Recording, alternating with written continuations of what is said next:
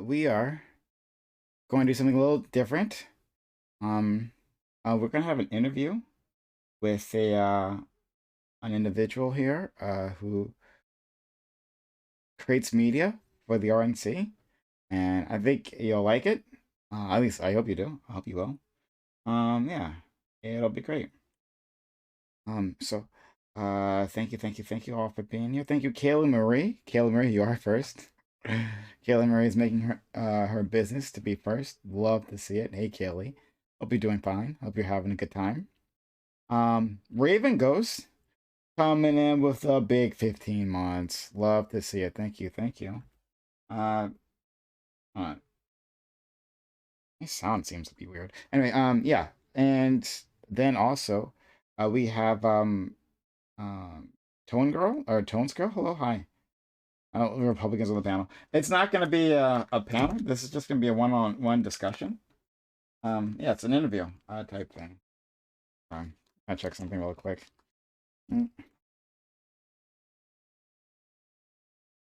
I did not realize I didn't have any sound coming through. Oh, that's why. I always like to have music coming on the thing, and I did not realize I had muted this. 1 second. If I can unmute this. Muted the other day.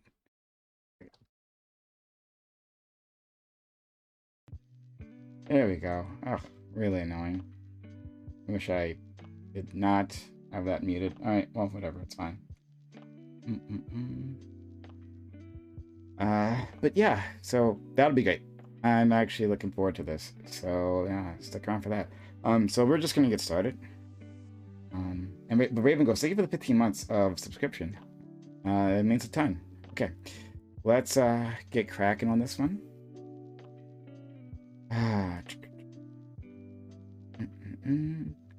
Let's see.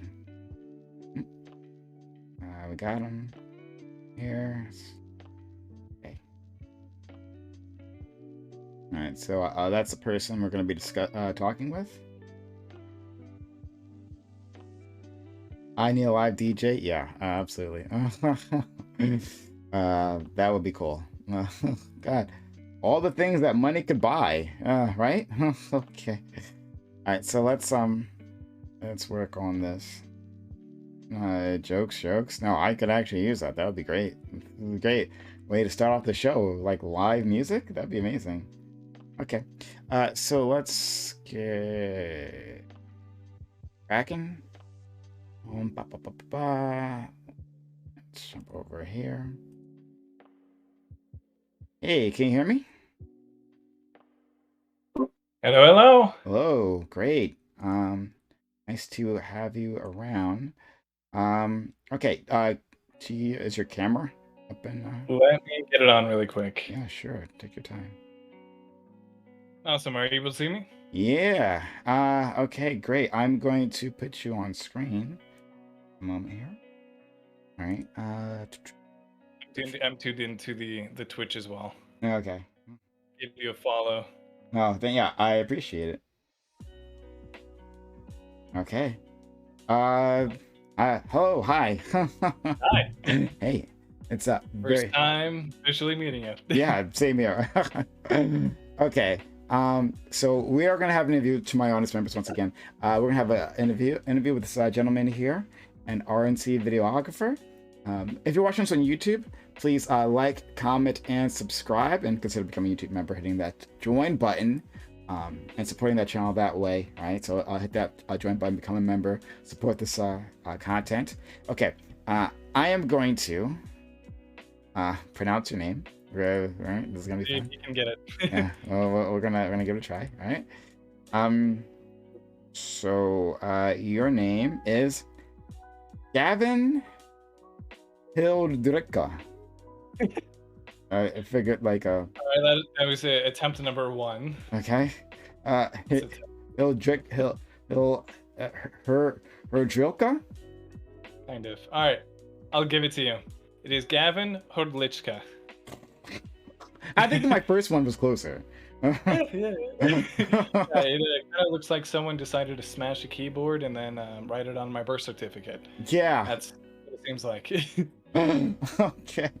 But yeah, so I'm super excited. Rather than me trying to describe exactly what you do, why don't you tell the audience what exactly do you do? Yeah, so I do a variety of things under my own video production business. My video productions business name is Envyless Media.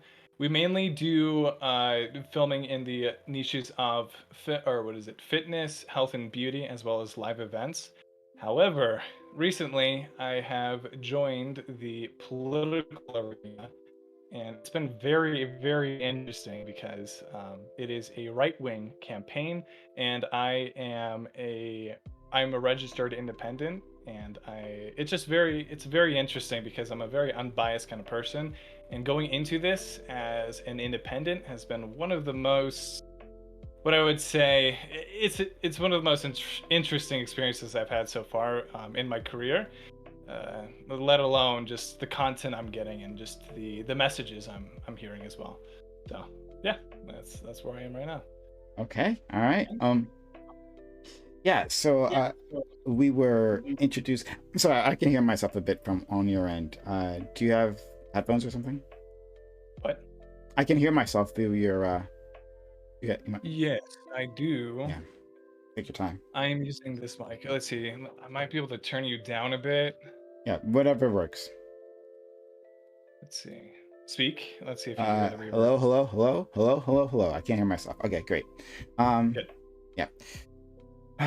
So I was introduced to you by our mutual acquaintance Doobie, Hmm. and he told me a little bit about what you do, and I was like, okay, definitely want to talk to this individual.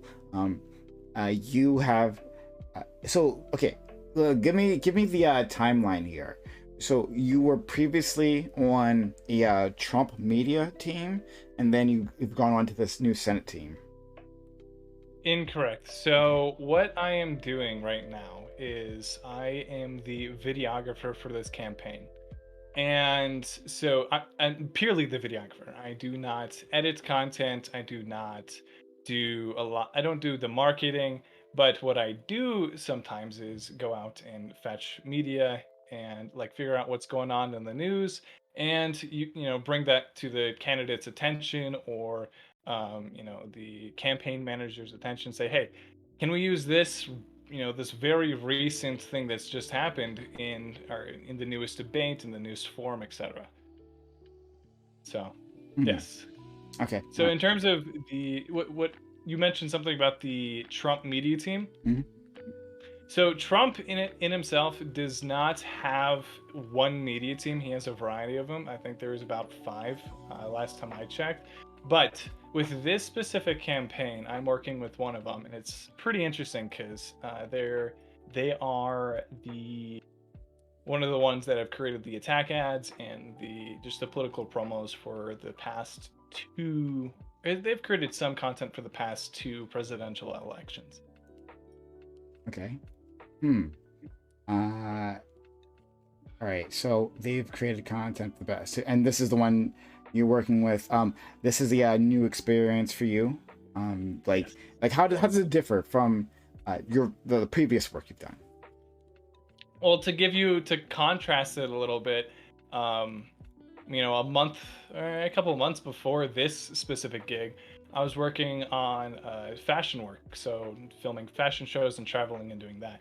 It's super interesting because a lot of fashion shows are typically, in themselves, I can't say left leaning, but I'm saying the majority of the people who attend tend to be relatively left leaning, and it's super interesting being at a very far right atmosphere in terms of like the job I'm doing right now.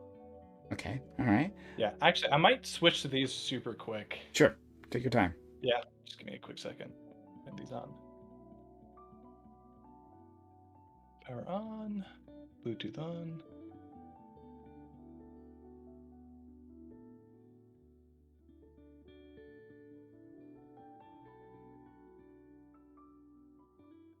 Mm-mm. So we're just waiting, everyone. Just a moment. Ready? Uh, Awesome. Does that sound the same? yeah. You sound the Good. same. Great. All right. That's Uh, good. yeah. So you traveled the world. You know, and uh, is the process. So I guess in when you're in the doing it for fashion, right? Doing for the fashion world, right? I imagine it's a bit more straightforward, right? Like it's a product. You're selling an inanimate product, and you're just like taking images of that and putting it in a track. Maybe it's not so different. I don't know. Yeah. Now that I'm thinking about it. Yeah, the biggest difference I would say would be the very no, the definition of the individuals I'm working with. So, like with the fashion industry, just to put it in context, I work with uh, what was one of the last ones. I did a little bit of filming for a drag queen show, and there was gay guys and bisexuals and all that. And with the gig I'm on right now, I don't think there's any, and it's super interesting. It's just being in this very middle highway between political sides. Not even I'm not what I would say stretched or pulled by either or, but just sitting in the middle of the highway and seeing both crazy things going on. It's just such a unique experience that I don't think many people get to experience. And I think with that, a bit of the imposter syndrome has definitely. I think I've caught in that a little bit too, because I have to keep my political work 100% separate from my, like, say, my fashion show work. I'm just using my fashion show work as an example, like Mm, the most left leaning thing I can say, right? mm, And I have to keep those business relations very very separate, right? And I almost have to meet just to ensure that there isn't any conflict or conflicting perspectives between the two when they see me with another set of people. So I sometimes meet with or let's say I meet with the fashion show individuals or business people on one side of the town, and I decide to meet with the political people on the other side of town, or sometimes in a different town, so that I keep the networks 100% separate, hmm. just to kind of protect my anonymity. I cannot pronounce that right. Anonymity. Anonymity, yes. It's almost like um, pronouncing your last name. Yeah, go uh, ahead. yeah, there's with my last name. It's been so many years that I've just heard people come up with some of the most unique pronunciations. I think But one of the most common ones is Hardlichka. oh I'm just wow. oh, nice. So, I that's really interesting that you have to keep these two worlds separate. I guess I mean I understand why. You said that you don't think there's any gay individuals on this other campaign. I imagine that there is, like if it's Yeah, large I enough think there is. that there is, but this is not. That's not the environment to advertise that. Um, Exactly. Yeah, it's not as what I would say outspoken. yeah, yeah. Yeah. Exactly that. People would have to keep that under wraps, unfortunately. Um, Mhm. but all right. Um, and uh, so, do you think that? Well, do you honestly think that if your two worlds did cross somehow, right, that you would lose one job or another? Potentially, I wouldn't say the immediate job, but I run my business mostly off of referrals. I don't do much marketing for myself. So yes, I actually have a funny thing that happened just the other month when it came to two of the networks crossing at one place, Hmm. and it scared the death out of me because it was the political campaign or the political campaign manager, and I was with a fashion show host, and we crossed paths. Mm-hmm. The fashion show host, I do not care if you're gay or not, but he was gay and very outspoken. You could easily tell, especially with the pronunciation of his voice, and with the right-leaning campaign manager. He was, in his cowboy boots and had his cowboy hat. and all dusty, and it looks like was just in the mud, right? So two very drastic worlds cross for a second. I'll tell you exactly like what happened and why my heart almost dropped, right? So I was at something called the Alley Cat. It's the Alley Cat Cafe. I've been going there for years on ends. It's a 24-hour cafe. It is so cool. You walk in, it's two levels. The top level has a ceiling where each panel on the ceiling is a painting that you get to pay, and you pay like $10, design your little painting and stick it up there, right? Oh, But all the ceiling is just covered with hundreds of people's paintings over the that's years. really cool, Amazing, actually. right? Yeah, yeah. And so it's one of my absolute favorite place to take people. Um, yeah, and since it's a bit more of a what I would say inviting environment, I bring a lot of my more left-leaning clients there, and I don't bring a lot of my more what I would say conservative clients. I would bring them to either a bar or some little bit of a smaller town place. So just to keep the worlds a little bit separate. But in this instance, I was meeting up with this fashion show host, just to talk to him about another fashion show that didn't go. There was some issue with the payment and something like that, and so we decided to go sit down and have some coffee and talk about it. So we just about finish up our talk, and we were outside the Alley Cat because they have seating outside. And come walks or this two guys walk down the steps of the Alley Cat, and to my surprise, is the campaign manager and the city's previous mayor. And I was like, I was like, cool to see them, but then wait, I am with this individual of which just might hinge their perspective on me and my values that I'm bringing to the table on that specific job, right? Because when it comes to me laying my values out per when I go and find and meet with a new client, is I kind of shift what I value based on the client's needs, right? So I put my feet into the shoes of the client and say, okay, cool. I understand you value this. I will value this for this specific, for you. I will use these values and infuse them as much as I can into the product and commercial or advertising or promo I can, right? So it's like I'm very fluid, if that makes sense, to other people. So with that said, that can lead to some it can lead to some what I would say snowflake perspectives of me in the business world. Uh, but I personally think it's a business strategy, if that makes sense.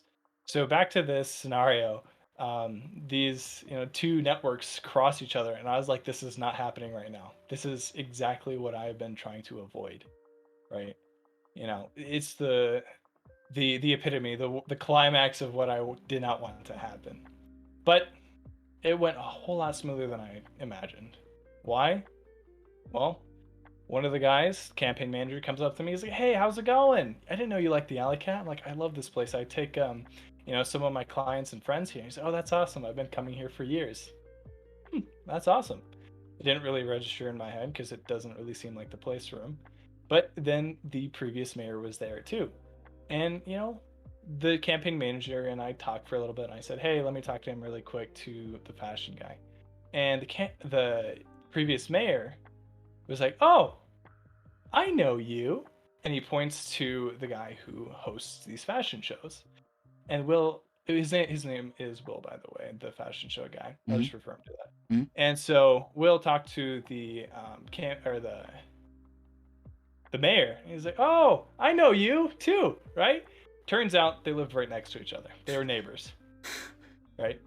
And so that in the mind of the campaign manager, I believe that diffused, my quote value, what I would say value betrayal. It's not quite that. I don't know how to put that quite into words, but the perspective I believe was just it was kept the same because it was on mutual grounds, and the mayor knew the other guy I was talking about, and they were friends. And in his mind, that did not compromise anything with our relationship. So I know that was a lot to say, but those are the kind of things that run through my head when it comes to conducting business. But anyway, I thought I'd just let you know No, that that, was that interesting. so And a bit sitcom-y, right? You know, it's like Yeah. Yeah, so like when I just like took a deep breath after he's like, "Oh, I know." He's like, "No way." I'm just gonna breathe out. So, So, okay. In terms of, because you said something really interesting, mm, talking about the values you infuse into each project, right? mhm. So can you list what values you would put in the fashion project, right, or fashion type project, and then what you've taken over to Republican media? Exactly. Yeah, I will.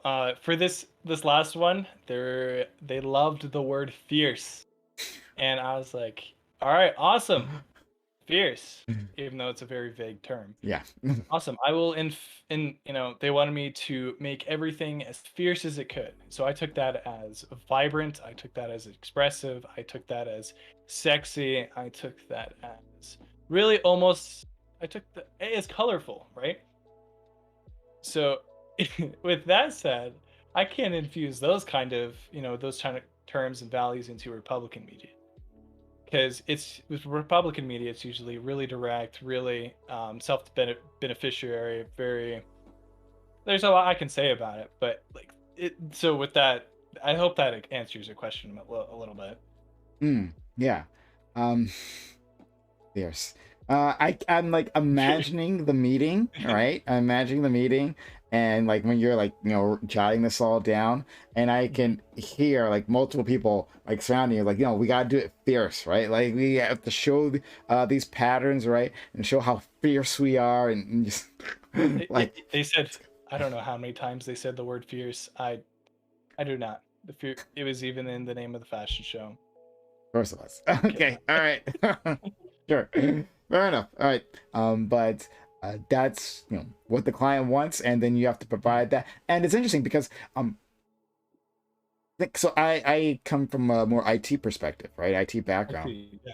And when it comes to software design, right, you're speaking to people who don't know software design, right? They have a Mhm. project they like you to do, right?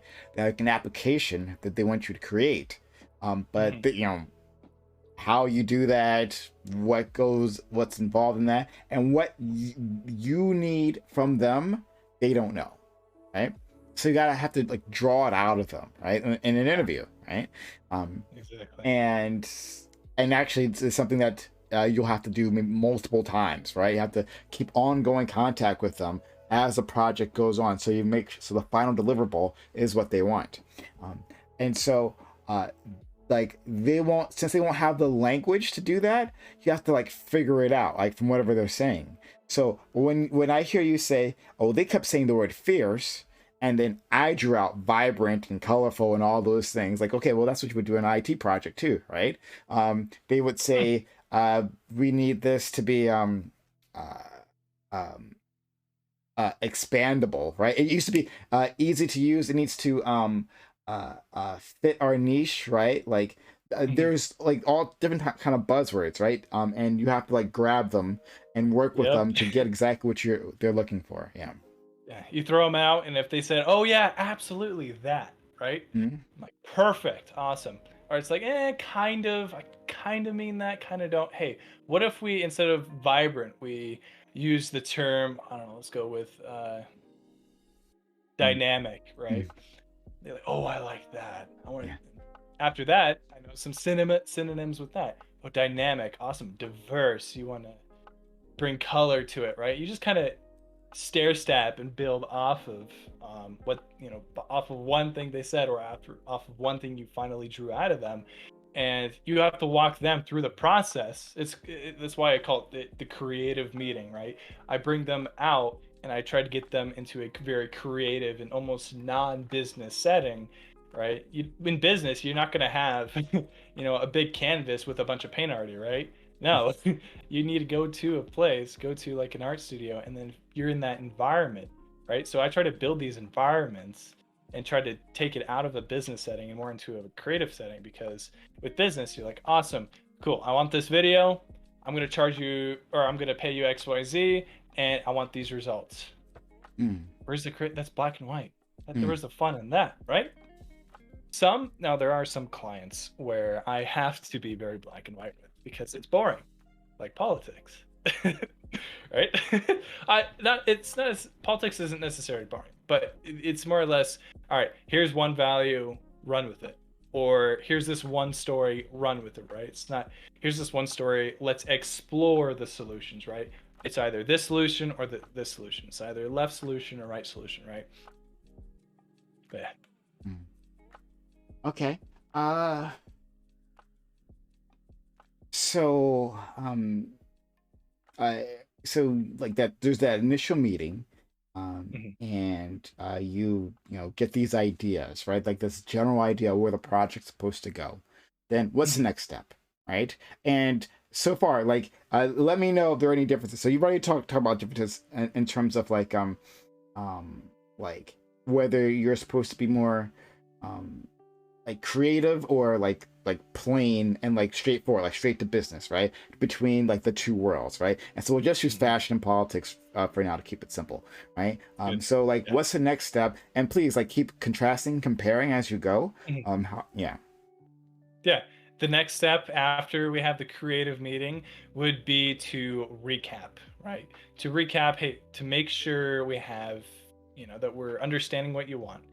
And then after that, we create the proposal that has the recap in it. We'll sometimes throw a color palette if it's a fashion show.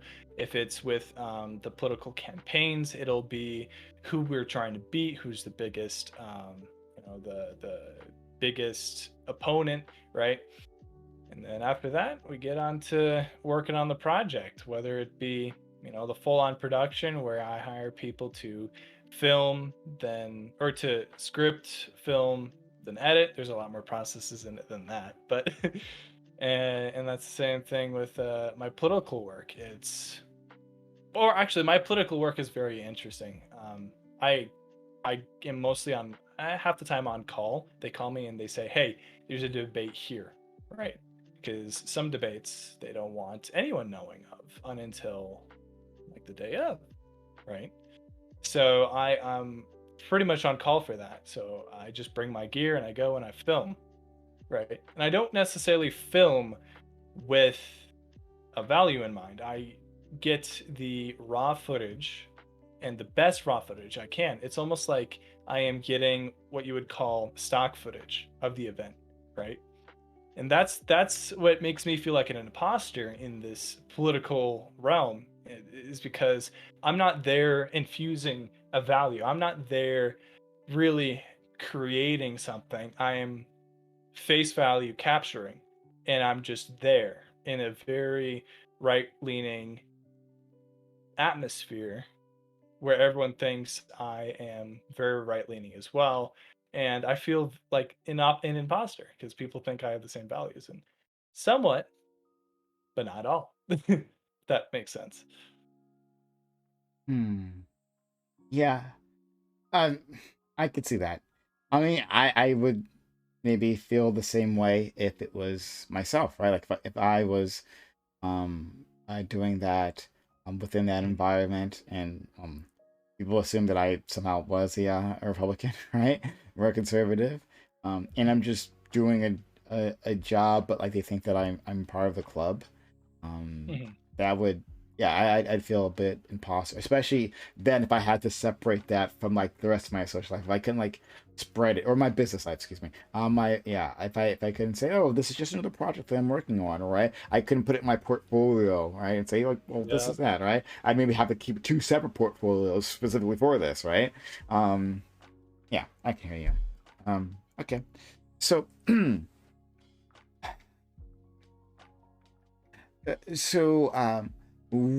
As you're designing the project, right? As you're coming up with it, uh, do certain clients like just want to keep hearing from you constantly, or do others just like, okay, give me a what you think is a final product, like a draft, and then I'll say change this, this, and this, and then give me another draft, and then we're good, or like is there like an ongoing conversation, or just like a more stilted, um, like give me something that I can critique and then move forward. So it's funny to say that because it seems there's a combination of the two and sometimes just one or the other. and it's dependent on the clients, right? But I try to run my product delivery as such. I run it in the way that I create the product after, infusing all the values I can, understanding what they want, and I create it in a draft form, like you said, right? So I send the draft over. Hey, do you like this? Do you not like this? And I have this special software where you can pause the video and draw on it and say, hey, I don't like this, I don't like this, and I can comment on it. But they can't download the video, which makes it easy for getting drafts to them, right? So I try to run it like that, but there's some clients that are like, hey, I want you to run with it. I want you to take this idea and run with it. And you're an artist, and I want to, feel that. And I want to see something beautiful. That's a lot how a lot of my fashion work has been. And that's actually how part of my political work has been, which is also kind of confusing because I usually it's black and white with that, but not all the gigs are. So I can't say that one side, in terms of political or politically speaking, I can't say one side is more one way or the other when it comes to just go with the wind, or I want XYZ and give me drafts, right? So I can't really say that one is more one way than the other. Okay. So the idea that in the fashion industry that people are more like, I want to see your artwork. I mean, like if they feel themselves as artists, if they consider themselves artists and creatives, right? It makes sense that they would respect another creative, and like want to see like, well, how does your mind work, right? Like I imagine like they have similar interactions with other people within their field, so it would carry over. So that's interesting, right? And then on the other end of it, I would expect it to be more business-like, but there's some people who are just like, well, this isn't my field, I'm going to trust the expert, right? Like that's the reason I have you. That's the reason I'm not doing it myself, right? It's because you have this field of expertise, right? And they can respect that themselves, right? From like, I think it's like the same conclusion from different ends, right? Like I'm a business person and I have expertise in these fields, right? And this is another business person, my videographer. He has expertise here, and so like if he says this is the direction we're gonna go, we'll do it, right? But in the end, it comes out to like the same process. Does that make sense? Yep. Exactly, yeah. In the end, I am just doing the work and I'm getting paid. Yeah. I'm trying to grow my business, and yeah, that's it. Yeah. I hear you. Okay. That's really interesting. Okay. So, um, do you want to take a look at your ad that you shared with me? Is that okay? Which ad? The uh hold on. The Gino Campana? Would that be okay? We looked at that? Yeah, we can go. Okay, sure. I'm gonna put it up, I'm gonna put it up here on the Discord, okay? Okay, so 1 second, everyone. It's a pain in the butt streaming things on fucking Discord, because I gotta keep the thing on top. 1 second. Stream and and go live. Right, and there we go. All right. Okay. So this is Gina Campano for U.S. Senate. Which state is this again? I forgot. This one is Colorado. Colorado. Okay, yeah. So this is a Republican candidate. For Senate. This is the ad here, the YouTube ad. This is just his website that we were taking a look at. But the ad is on YouTube, so we'll jump over there. All right. Everyone can see that. Oh, let me blow this up for my audience. Okay. Okay, so let's start from the beginning. He lived in an old, rundown building. No running water in a small town in Italy.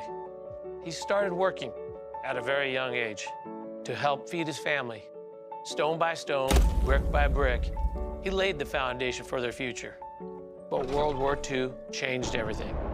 An American soldier stationed in Italy came across the boy and started bringing him food each night so he wouldn't go hungry.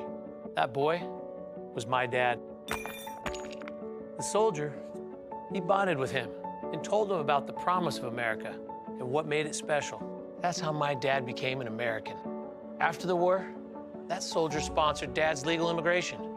A ship took him to New York, and a bus took him to his new home in Fort Collins, Colorado. When he grew up, Dad joined the Army, and after service, he became a skilled craftsman, a renowned stonemason. He laid the foundation for buildings that made Fort Collins famous, and he laid the foundation for our family. My dad didn't just talk to me about the American dream. He showed me. I watched him lace up his work boots every morning and build his business. I worked alongside him as a kid. Hard work, hauling stones and turning sweat into profit. Dad's lessons to me all those years ago, they still stick with me today. If someone is truly proud of his work, he should be willing to put his name on it. And in everything I do today, I'm always proud to put my name on it.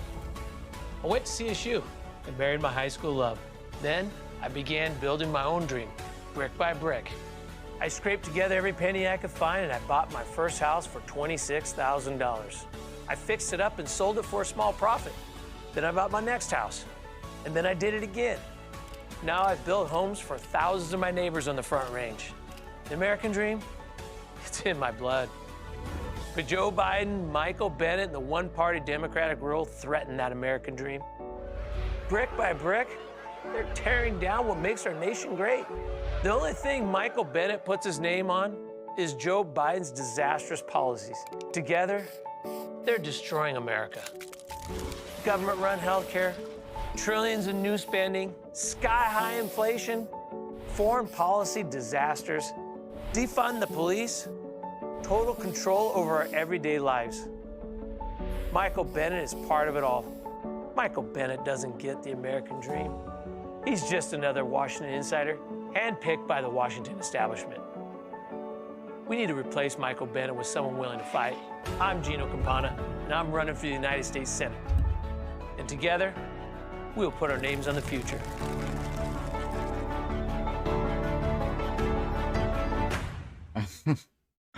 Okay, all right. That was interesting. Very, very interesting. Let's get you back up on the screen here so everyone can see you. All right. That was all of that. Oh fuck, thing disappears. Oh, God damn it, it's a pain in the ass. One second. That was very interesting. And so I want to, well, first I want you to give your overall thoughts about how you feel about this project, and then I'd like to like go by and like break it down, if that's a possibility. Yeah, we can definitely go through that.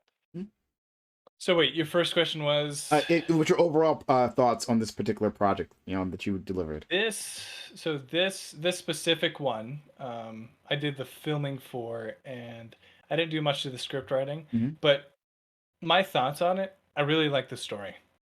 I'm a person who, I'm a videographer. I capture stories and I retell it, right, as close to as they were told to me, right?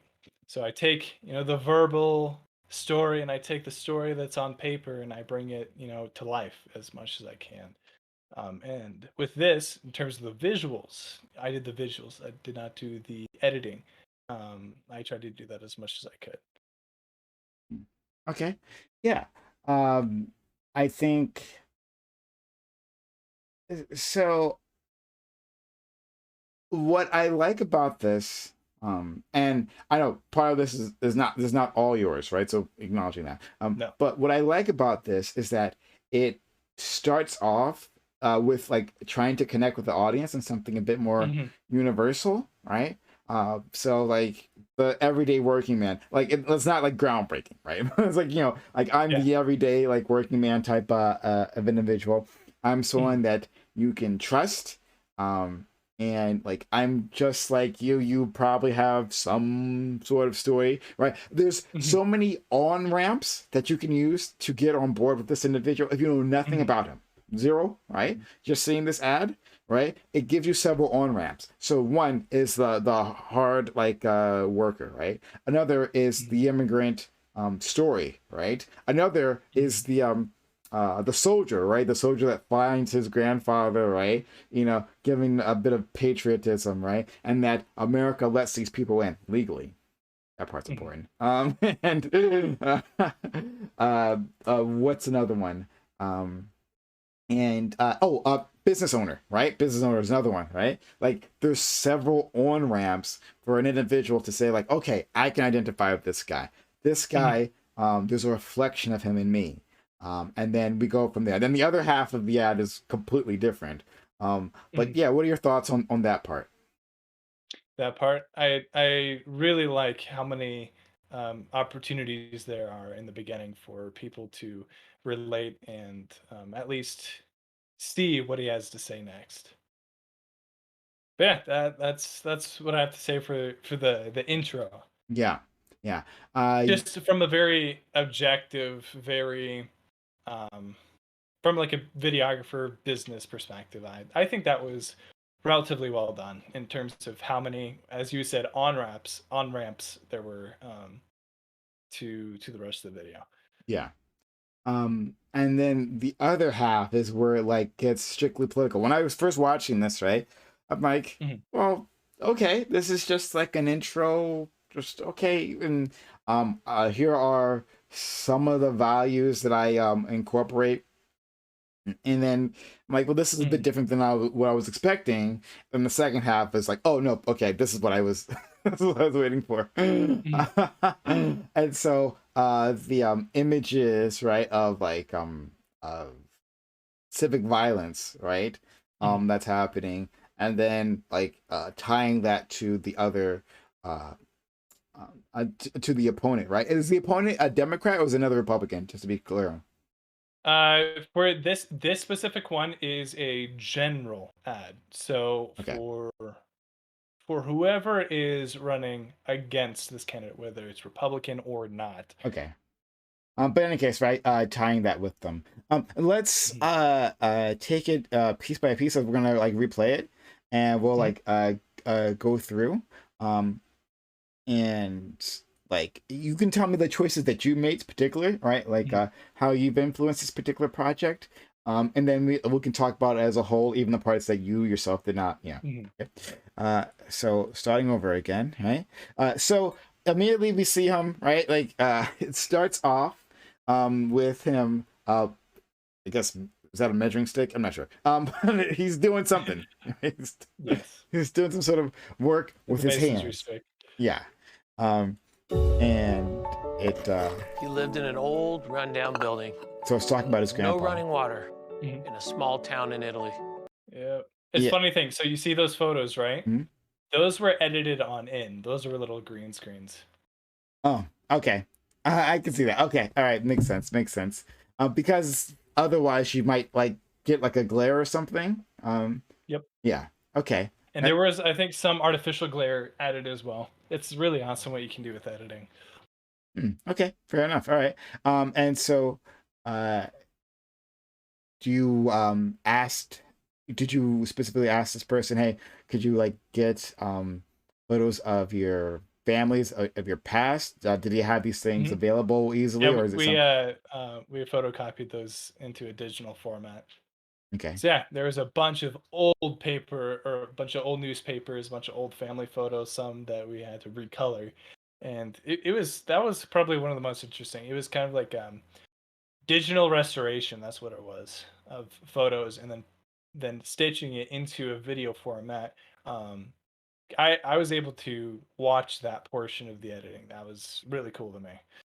Yeah, so for these first few parts, we really wanted to communicate the values of just hardworking, um, grit, perseverance. Very like just showing the not the lowest of the lows, but like being very blue collared, you know, tough and willing to put the work in to survive and thrive within the American ecosystem.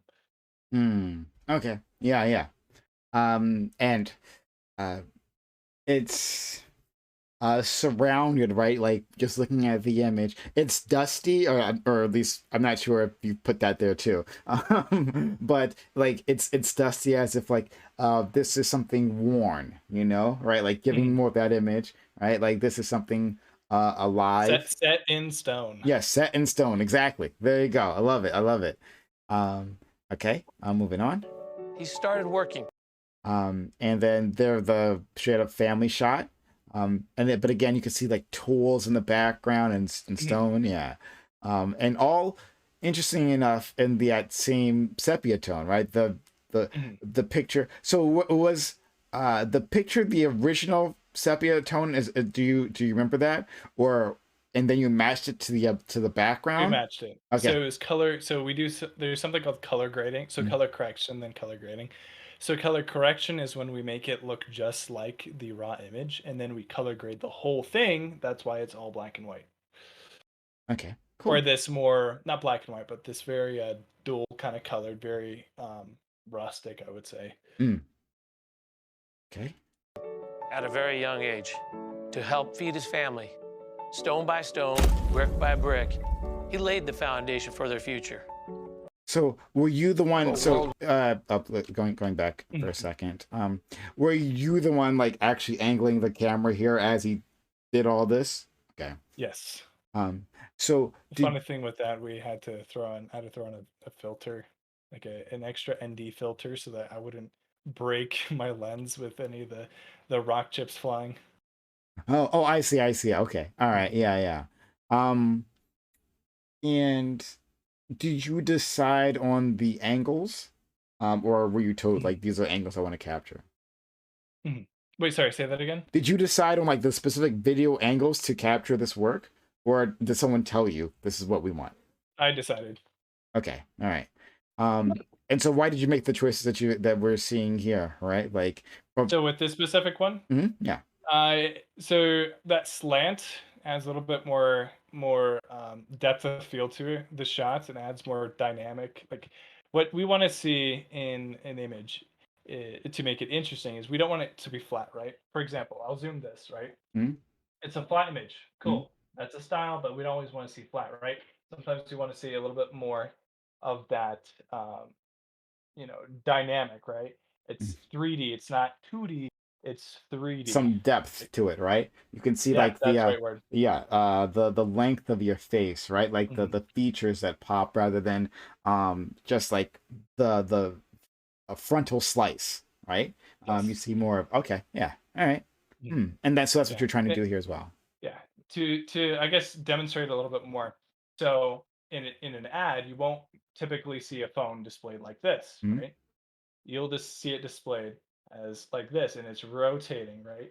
See, it's a whole lot more dynamic than here's our phone, here's the front, here's the back, right? So we want to create these angles that add depth to it, and it's very intriguing to our eyes. It captivates our attention. That's really the one of the number one things when it comes to producing all video media is we want to make it as captivating as possible.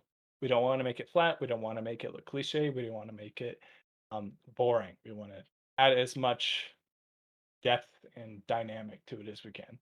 So okay. with this shot, instead of just keep having it straight on, if with him just grinding that stone, that'd be kind of boring. But if we add this kind of creative, non-traditional angle, people are like, oh, it keeps their eyes focused on the video for a longer period of time. Okay. All right. Love it. Yeah. Okay. Thank you for explaining that. That's actually quite Mhm. helpful. All right. by stone, brick by brick, he laid the foundation for their future. But World War II changed everything. An American soldier stationed in Italy came across the boy and started bringing him food each night so he wouldn't go hungry. That boy was my dad. The soldier. So you specifically showed him putting the tools down. Like, why? I would say that is an a small icebreaker shot, right? You finally hear a new a new dimension of the video, right? Before you couldn't really hear too much of the sound of him scraping the stones and all that. But then all of a sudden you see it in color, or mostly color, and the sound. You're like, oh, there's a shift. There's the transition. So that's something called a J cut. It's a transition cut. There's action in that, and you're like, oh, something's about to happen, and then it happens. Oh, It's a interesting. it's a strategy within video. Okay. There's Now, B cuts, J cuts. There's so many different kind of cuts, and there's even cuts where you hear the sound of the next scene before you see the scene, and that keeps your subconscious streamlined on the video, waiting for the next thing to happen because you haven't seen it, but you felt it through your ears. hmm. So it's all visual. It's audio and visual sensory manipulation. That's what it is.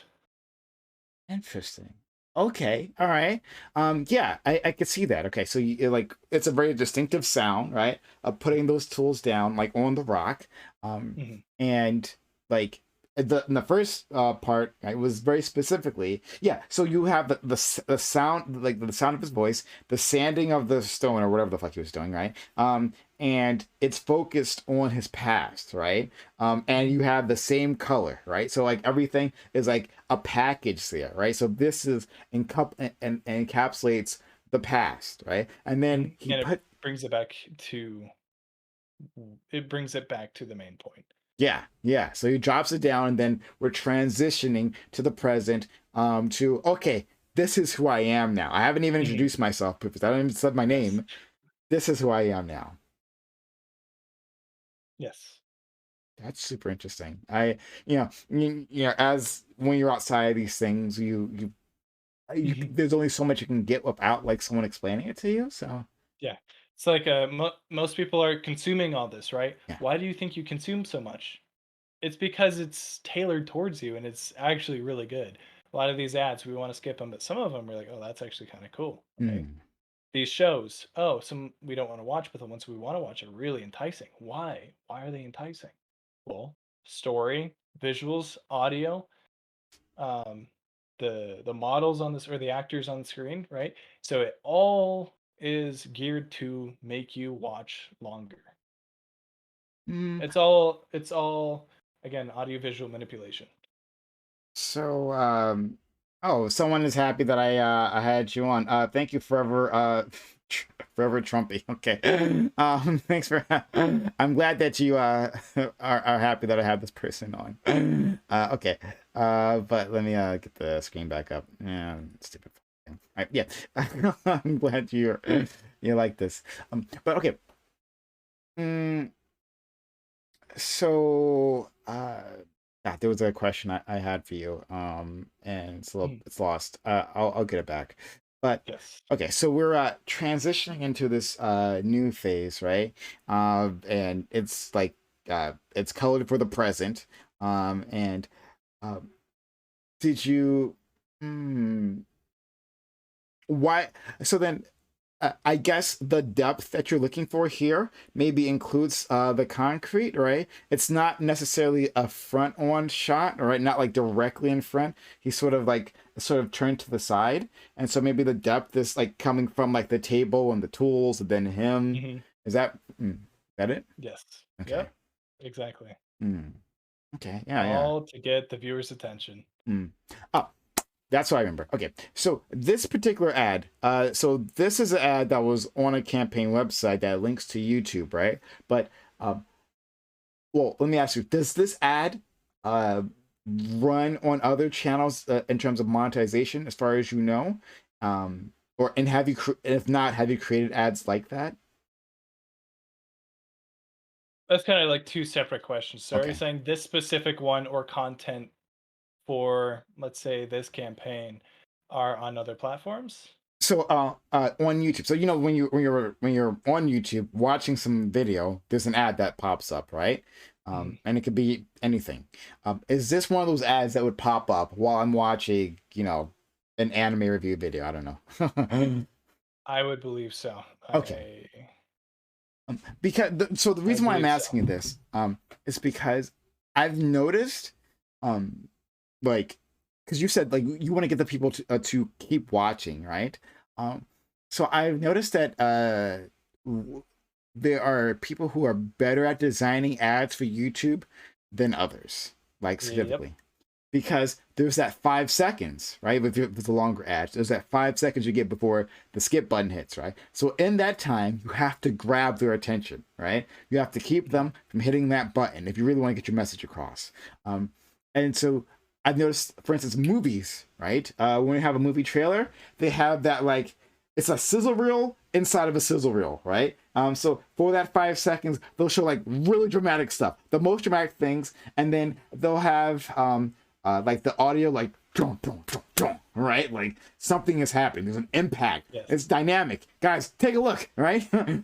Desperately, don't hit that button yet. Don't hit that skip ad button yet. And then it stops. It calms, right? After that, into the actual thing, right? And it builds up to a second climax at the end. Yeah. So I was just, like wondering if you've ever worked on anything like that, or yeah. Mm-hmm. Yeah, I have. So anyway, to kind of pull back to your original question, yes, this specific ad is distributed amongst multiple platforms, but not all platforms. And when it comes to creating video content, right? Let's say for a company, an advertisement, okay? We're not going to create just one advertisement, and we're not just going to create one advertisement in one format, because there's Facebook, TikTok, Instagram, Twitter, amongst to name a few, right? So, for example, like I could create an ad in that very, phone kind of format where it's, like that, right? It's ratio. Whoa! I just spilled my water. Take your time. Take your time. Give me a second. Take your time. Ooh. Anyway, keep speaking. Okay, yeah. Yeah, my mod here, Still Team Raz, making fun of me. Anime review video. Yes, I watch anime review videos. Goddamn. That's why it was on my mind. Shut up. Anyway. Yeah, so I'm glad some people in my audience are actually really enjoying this conversation. It's but yeah, so I'm just trying to understand here is like like the philosophy to my audience, the philosophy as to like how this is created, right? Like, and the specific points, right? The specific decisions made in these things, because when you're consuming it, so often you just kind of do it passively, right? You don't necessarily break it down in your mind unless you're like bored, or specifically you're either bored or you're specifically interested in this type of stuff. So that's one or the other. Which that actually brings me to the different versions of ads that my production company sends out to different demographics. Right? It all depends on the type of demographic you send a certain video to and that you design the video towards, right? Let's say you design a video about shampoo. Well, what kind of shampoo? Is the shampoo for, right? And if it's actually for everyone, you don't want to you don't want to generally market it for everyone. You want to target a couple niche audiences, not a couple, but you want to target as many niche audiences as you can and create as many individual advertisements tailored towards those niches, right? So like with the shampoo, there might be an ad with a teenager, washing and having fun and going out into nature and being all hippie, and just enjoying their, beautiful locks, right, in nature, right? And whereas you could have an ad dedicated towards more of an older, let's say, male audience, right? We'll make it seem very concrete, very comfortable, very all-encompassing, all in one, right? And it'll be a short, sweet, simple ad, not this long, elaborate story, right? And then to take that even further, how we distribute those, right? Do we want to distribute them on TikTok? Yes. Do we want to distribute them on YouTube? Yes. So then we will cut the video into that vertical format or the long format, right? Or even film two different versions of that commercial in the vertical or the long. There's so much to it that it's like almost an endless rabbit hole on how to get a specific video to a specific audience. So when you were saying that, that reminded me of so yesterday I was having this conversation. We had a group of ladies talking, right? And the topic of makeup came up, and and specifically men wearing makeup. And so there's actually a segment of the market for this, a growing segment of the market for this. Right now, it's very, very niche. But there is makeup for men, right? Yep. There are um, like companies, right? The big makeup companies that are just like um, targeting men for this, right? Some they have like people one anyone who is front facing and like lives by their face, right? Like they eat through their appearance, right? um and so or like a corporate exec that has to look like young and vibrant or something, right? Mhm. And so there is makeup for men. um Mhm. so what was interesting, because I read this article about this quite a Mhm. while ago. What's interesting is all the little changes they made between the two audiences, right? And this is exactly what you were getting at, right? So and it starts on all levels, right? So the form factor, right? So we're talking about that. God, I can't remember what it's called, but like the coverage thing that women put on. What's that? Foundation. Foundation. Thank you. So, clearly, I use his products myself. But foundation, right? So like women like maybe would like like take a it was like a pad and like powder their face, and all that stuff, right, to get the stuff Mhm. on. But it's kind of feminine, right? And I'm not a Yeah. feminine man. I'm a man's man, but I just need makeup, right? And Mhm. so they were saying that they designed the product to be like a stick of deodorant. And so like it's the foundation, but you kind of like rub it on you, right? Like this, like a deodorant, like a something that you've already used, a product you already use, and that's okay for a man to use. Well, it's okay to use this one too, this foundation. Mhm. You can just like rub it on, like just like you were doing in your arms, do it in your face, You know, right? you know what's really funny? Hmm? I was a grip. A grip is like an assistant a couple of years ago Hmm? on this ad that I can't tell you what company it was for, Sure. but it's dealing with male makeup, and it's really funny that you mentioned that. Really funny. Okay. Yeah. And Hmm? so with the values of that, in contrast to like advertising makeup for like more women and more vibrant audiences, I would say, is okay. So one ad, you have one ad that's same product but marketed towards female audience or more of a glamorous audience. It doesn't have to be just female. And then one marketing that very niche group of people, or not even trying to invite more people into that niche group. And so with the female group, we would advertise it as, sexy, very attractive. It'll bring more attention to your face, right? And all that, right? It'll help you feel more presentable. It'll make you, again, like when You'll I said glow. sexy, right? Yeah. Glow, yeah, glamour, right? But guys, most guys don't care about any single one of those. I'm just saying the majority of guys, not Hmm. guys. Majority of guys just don't care about that. They don't care about glamour. They don't really care about that. But what a lot of guys do care about is we don't like a lot of blemishes on our faces, right? I don't like a lot of blemishes on my face. I don't use makeup, but maybe in the future, I don't know. Since Hmm. I'm trying to use my face more on social media and as my business, who knows? So with this specific project, we marketed it as something that's convenient, something that's comfortable, something that is natural. Natural. That was the biggest thing.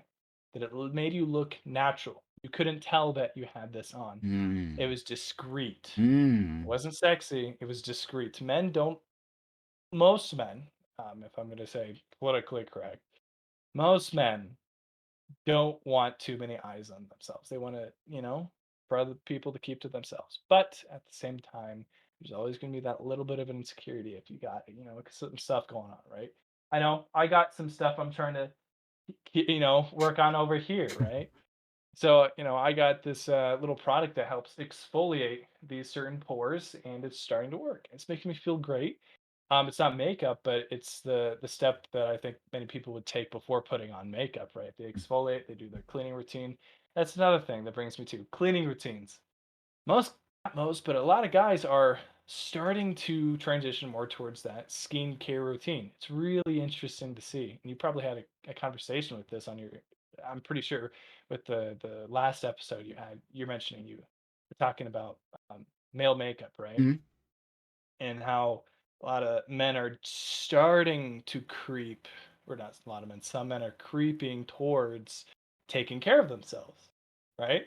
Mhm. Like, not a lot of. Okay, never mind. I'll cut off of that point, but I'll just end it right there. Yeah. Uh, it's I I so just like you said, like targeting those different audiences, and looking for those words that define the product, right? Like both in terms, I imagine the images that you might have shown in that other campaign, right? And the words that you would say, yes, like discreet.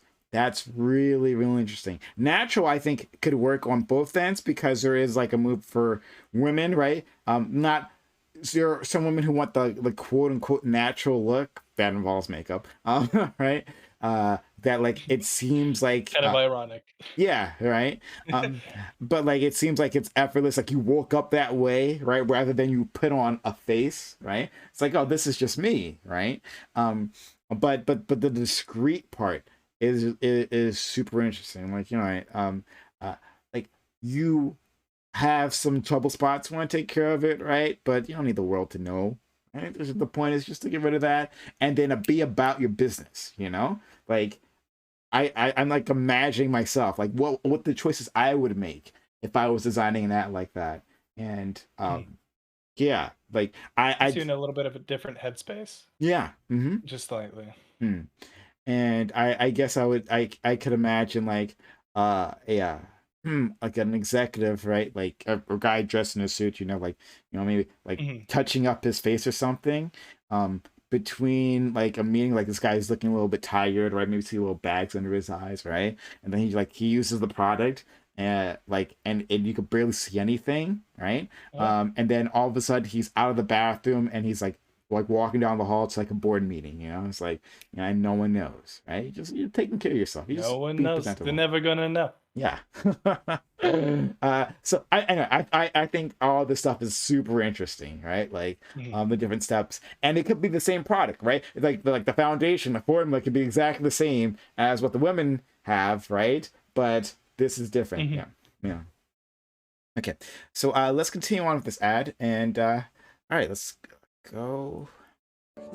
He bonded with him and told him about the promise of America and what made it special. That's how my dad became an American. After the war, that soldier sponsored Dad's legal immigration. A ship took him to New York, and a bus took him to his new home in Fort Collins, Colorado. And when he grew up, Dad joined the Army, and after service, he became a skilled craftsman, a renowned stoneman. So he says the word skilled craftsman, and then he starts hammering away or chiseling away, I guess. Mhm. So are you making the specific choice to relate those two things? Like, was that in the Exactly. script, and then you hear that, like, okay, so I want him to actually do that to show that, oh, I'm also like my grandfather was skilled, but I'm also skilled, right? Is that Mhm. Exactly. And with that said, that adds more subconscious visual credibility to what he's saying. Because if people believe a truth based off of a couple things. One is if they hear it, cool, anyone could say anything. But then if they see it, awesome. Then if they experience it, right? Put all three together, and that's what a lot of visual formats are, then that adds more credibility to what the person is saying and what the person is going to say. So it's building that foundation for or that leads up to whatever the premise or the argument or et cetera, the statement, whatever it is. hmm. But Ah, yes, this specific shot was designed with him saying those words to give more credibility to what he was saying in the eyes of the viewer okay, and ears of the viewer, yeah. because you can hear the Oh little yeah, ding on the. because you actually can hear the okay, all right, hmm. That's artificial too. Oh, really? Okay, Yep. because maybe it would have resounded to like loudly, like, you know, if you're in the studio and it might have would have bounced It's off a the whole walls. other thing that's called sound design. Yeah, yeah, yeah. Oh, it's a crazy experience. Hmm. You just leave that up to other people, or do you get involved in that as well, sound design? I do get involved in that, but not with this. So the sound design, I wasn't really involved with on this project. However, for my own personal productions, okay, maybe I didn't quite make a distinction here. So my production business is a all-in-one video production business. We meet the client, see their needs, build the production, film the video, get the video out, right? For this specific gig was I'm in a very, very interesting spot. I just work all right, not just, but I mainly work on the visuals. I work on filming. And then I also have a creative input. However, the editing in itself is outsourced to another team that I discussed with you earlier.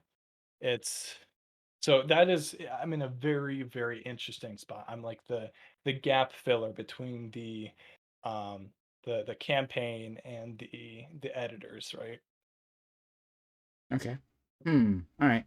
Uh, and so you're the campaign and the editor, so you're trying to fill both of their needs. Or Yes. okay, yeah. Yes. I work with I'm the glue between the two. Okay. Interesting. All right. Let's continue on with this. Mason. He laid the foundation for buildings that made Fort Collins famous, and he laid the foundation for our family. My dad didn't just talk to me about the American dream. He showed me. Okay. All right. There. The thing. This. Family. My dad Right, did. this face turn thing, right? I see this shit all the time. What is that about, right? He's not saying anything at that point, right? You're not seeing his mouth move, but he does this like as if he just, oh yeah, there you are again. I forgot you were here. Like, what is this? To real attention once again, because something shifted in a very drastic way. It's just a visual manipulation choice. Okay. What shifted? The music maybe? Or I don't know. The visuals. Just It was just a pan of him. Okay. All right. It's just adding more. How do I professionally say BS to the video? Okay. All right. Variation. Adding more variation. Yes. Okay. Okay. All right. All right. Fair enough. Fair enough. If that's what you got to do to like change things up. Okay. Fair enough. Didn't just talk to me about attention. The American dream. He showed me. I watched him lace up his work boots every morning and build his business. I worked alongside him as a kid.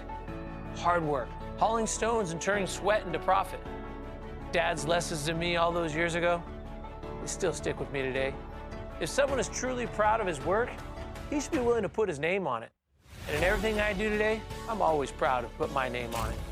It's going. I went to CSU and married my high school. I'm sorry, what'd you say? The video is going in and out of going black screen and then not. Oh, on stream as well. Yeah, someone is hitting on me up. Unfortunately, fucking Discord. God damn it.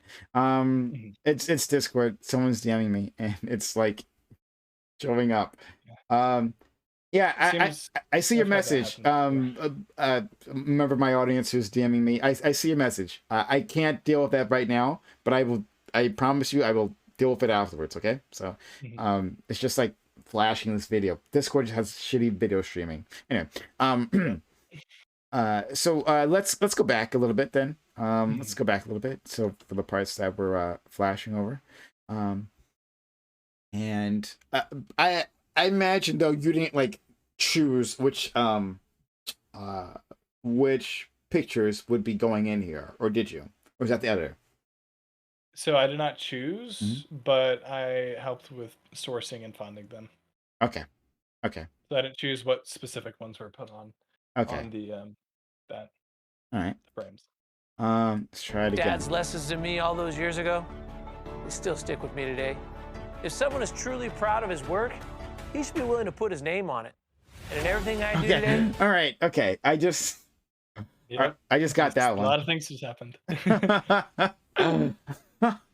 If you're proud of your work or whatever, right? Or stand by it, you should choose to put your name on it. So he puts his finger out, like very authoritative, and then his name pops up on the screen. So Yes. All right, that one went over my head previously, but now that I'm breaking it down, okay, fair enough. And then that one, I guess, why not have a more straightforward shot in that way, right?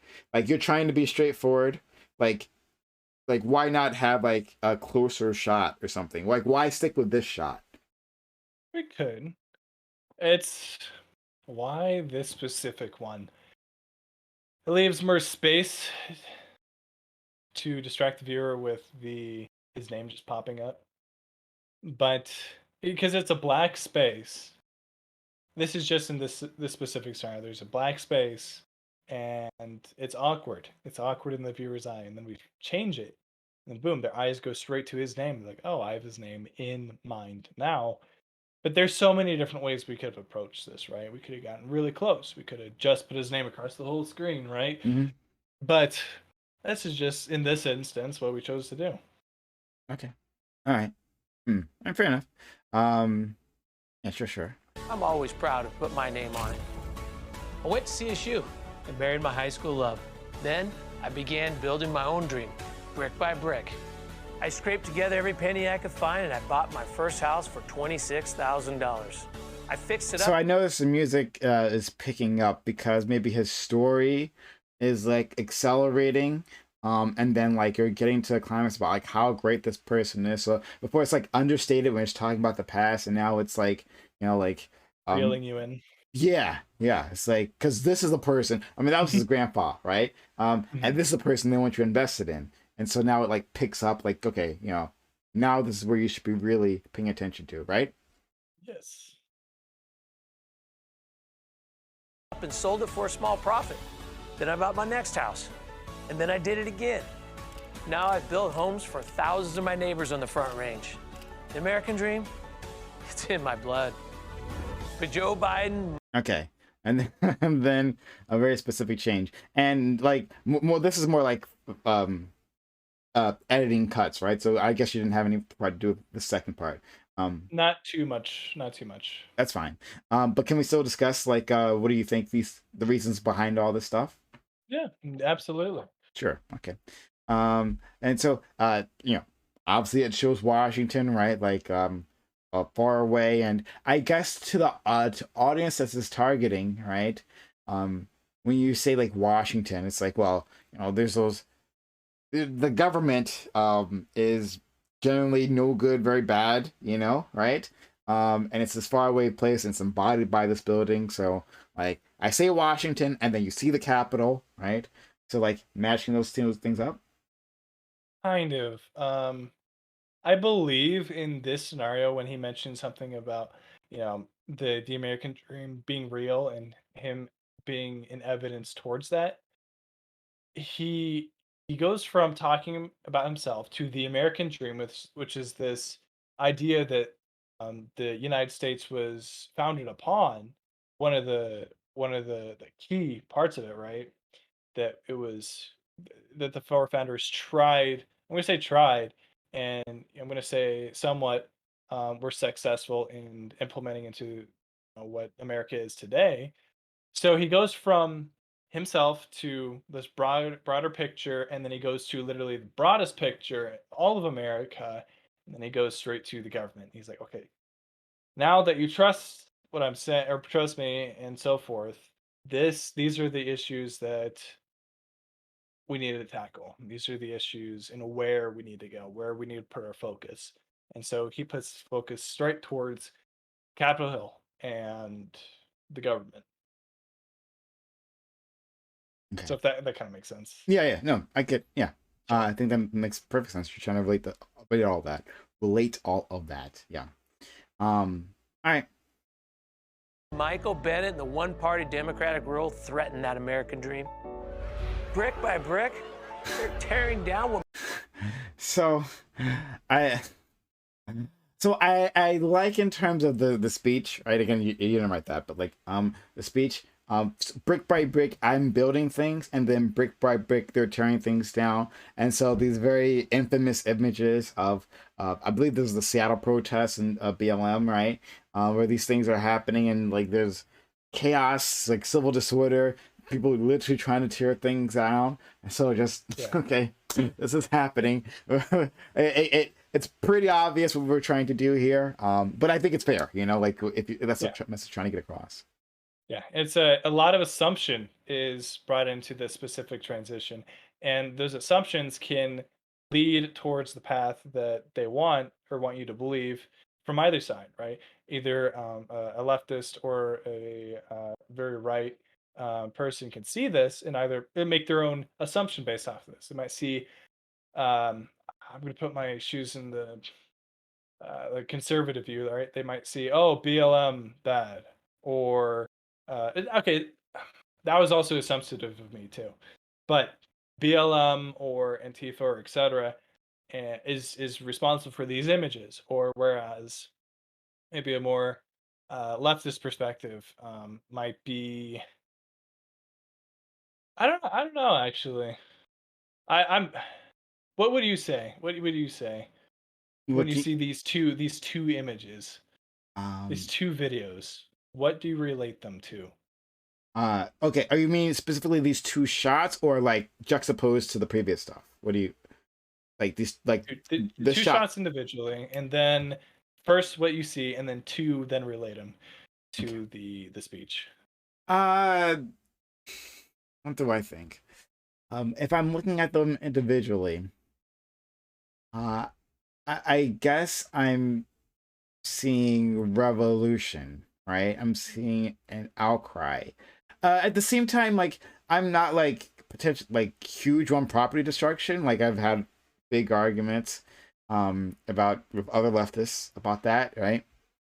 And So like I'm local not huge business. on property destruction. I this might be like the police station that got burned down. I'm not exactly sure. Um, but if that was one, though, that was at least targeting the source of the frustration, and it wasn't Hmm. like targeting like a store or something, right? And so like Hmm. if I know this, if I'm aware of this image, which I am, then I I see anger directed towards an unresponsive, uncaring government. Um, yeah.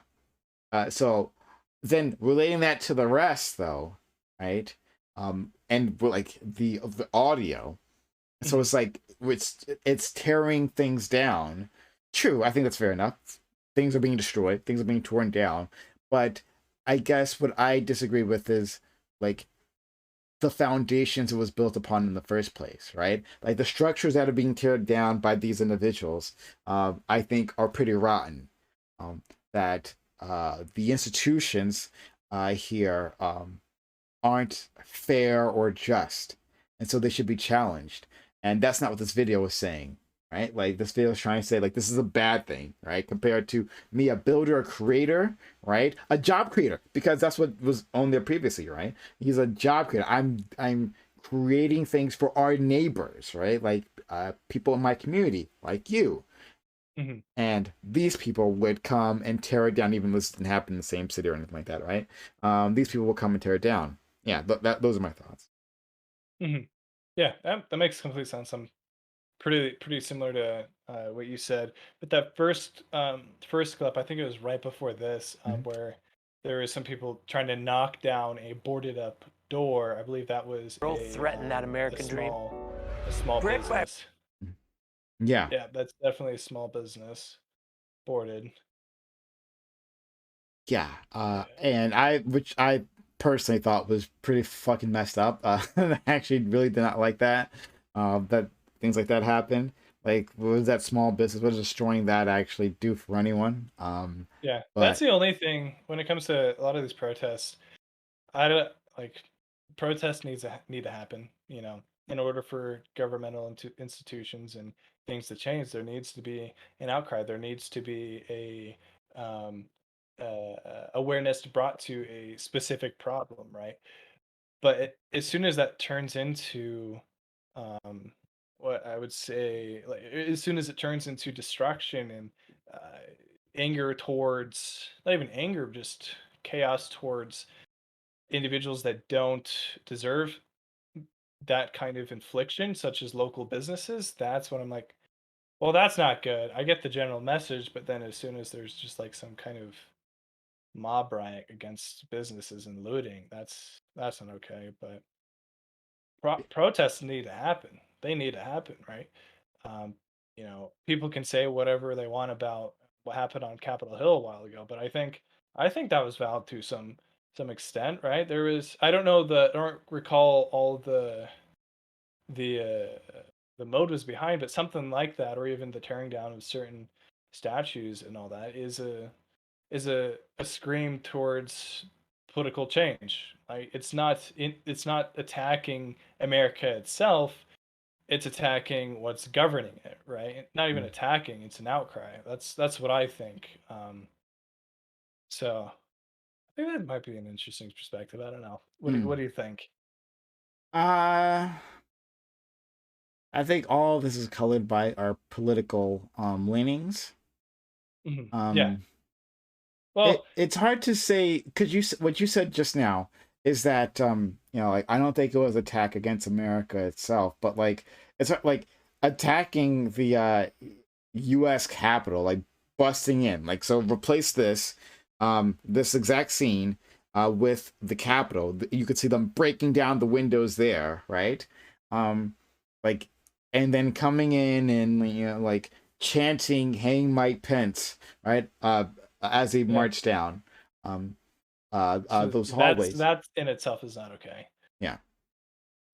But like that sounds like an attack like on America. Like, and I could say, and at this in the same breath, I could also understand if a conservative came back at me and said, well, like they were attacking a police station, right? A symbol of like a authority, right? American authority. That's an attack on America, and I could agree with that as well, right?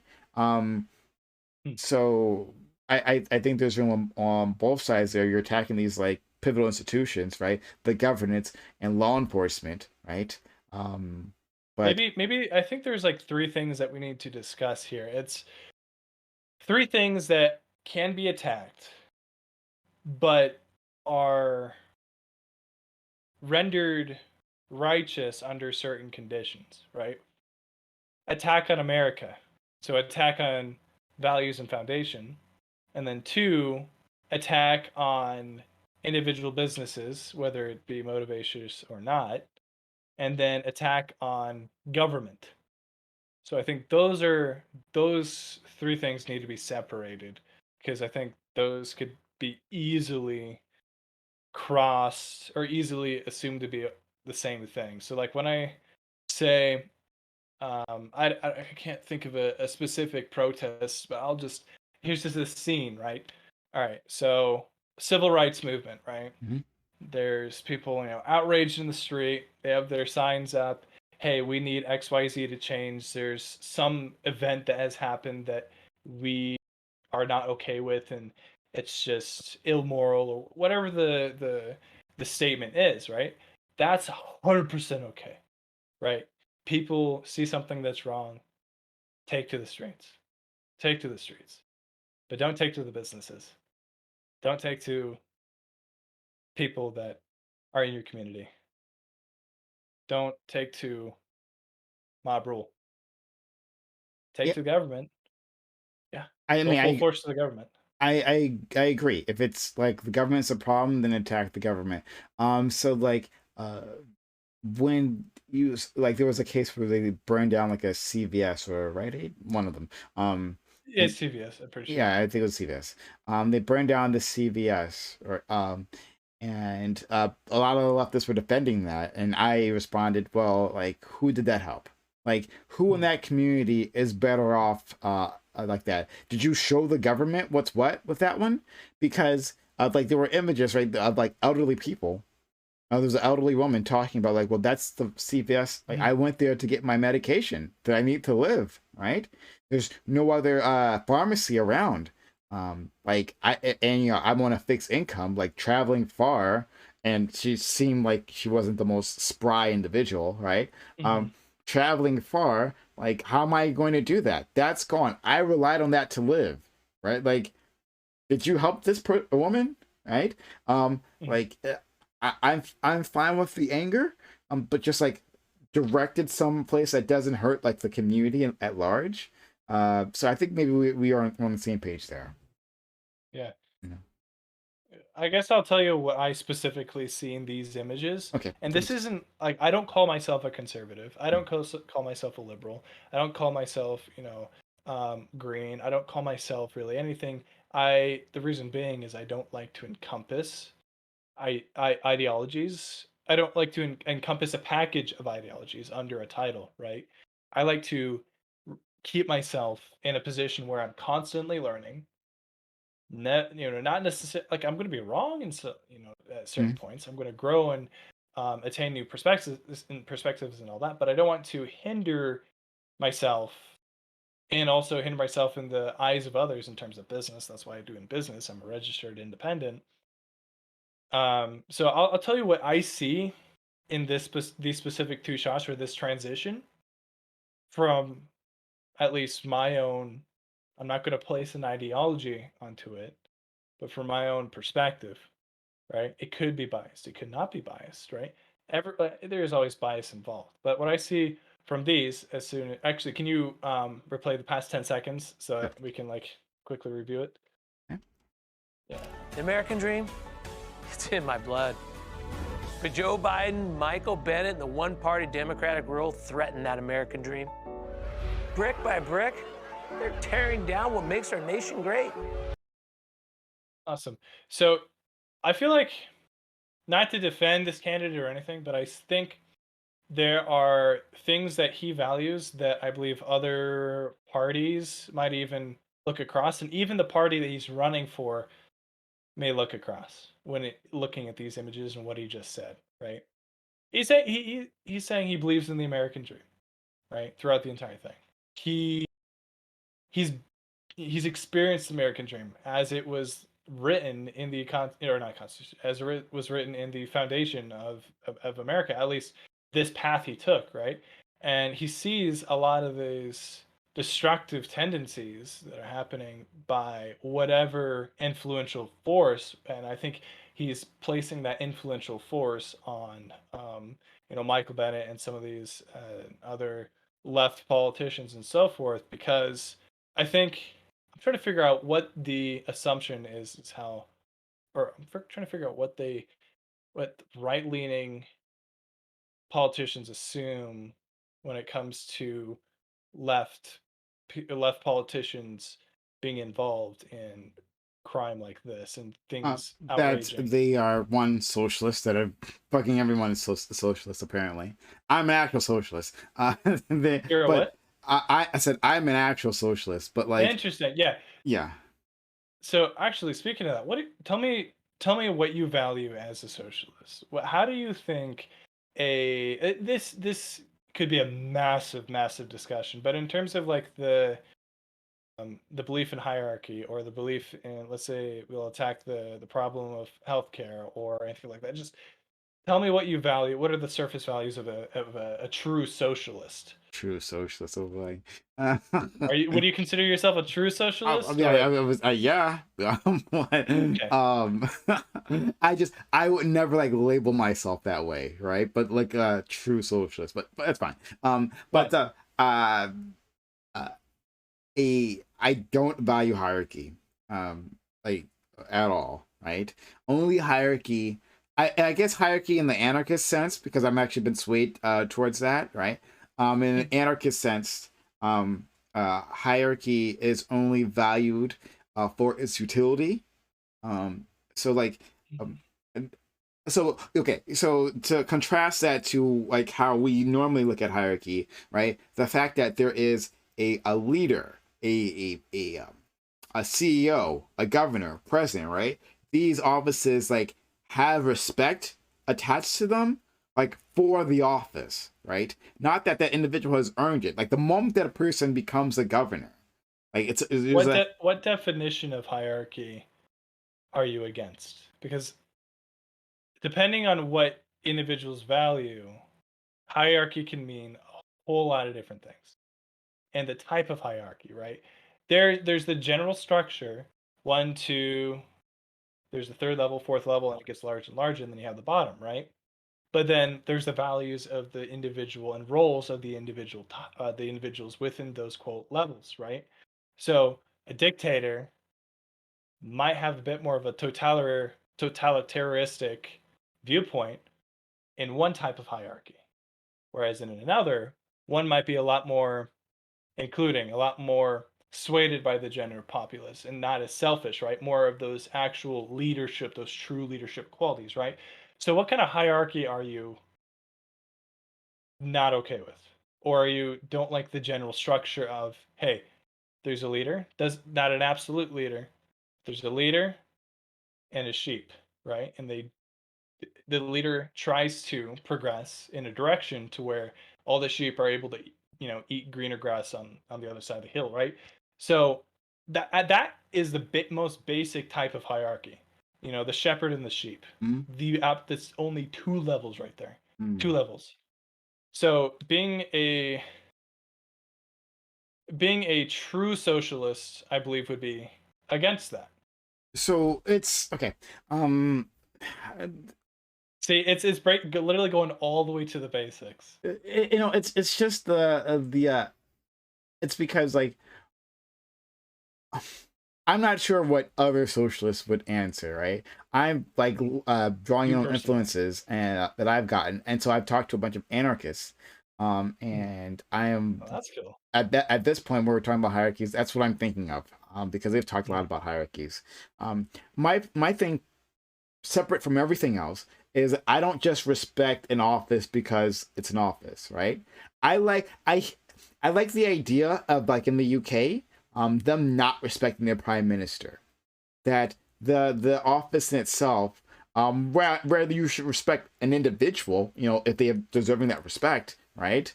But like, just because they inhabit some office doesn't mean they are above all, right? And then that define above. Yeah, and that the person should be criticized, and you should you should, like, the office itself shouldn't shield them, because like, they are a representative of the people, right? And it doesn't give the office doesn't give them legitimacy in and of itself. And so from the anarchist perspective, it's more like, when they create a hierarchy, right? Because they can do that, right? They can create a hierarchy, but they do it specifically for a purpose. And once that purpose is fulfilled, then the hierarchy is, dissolved, right?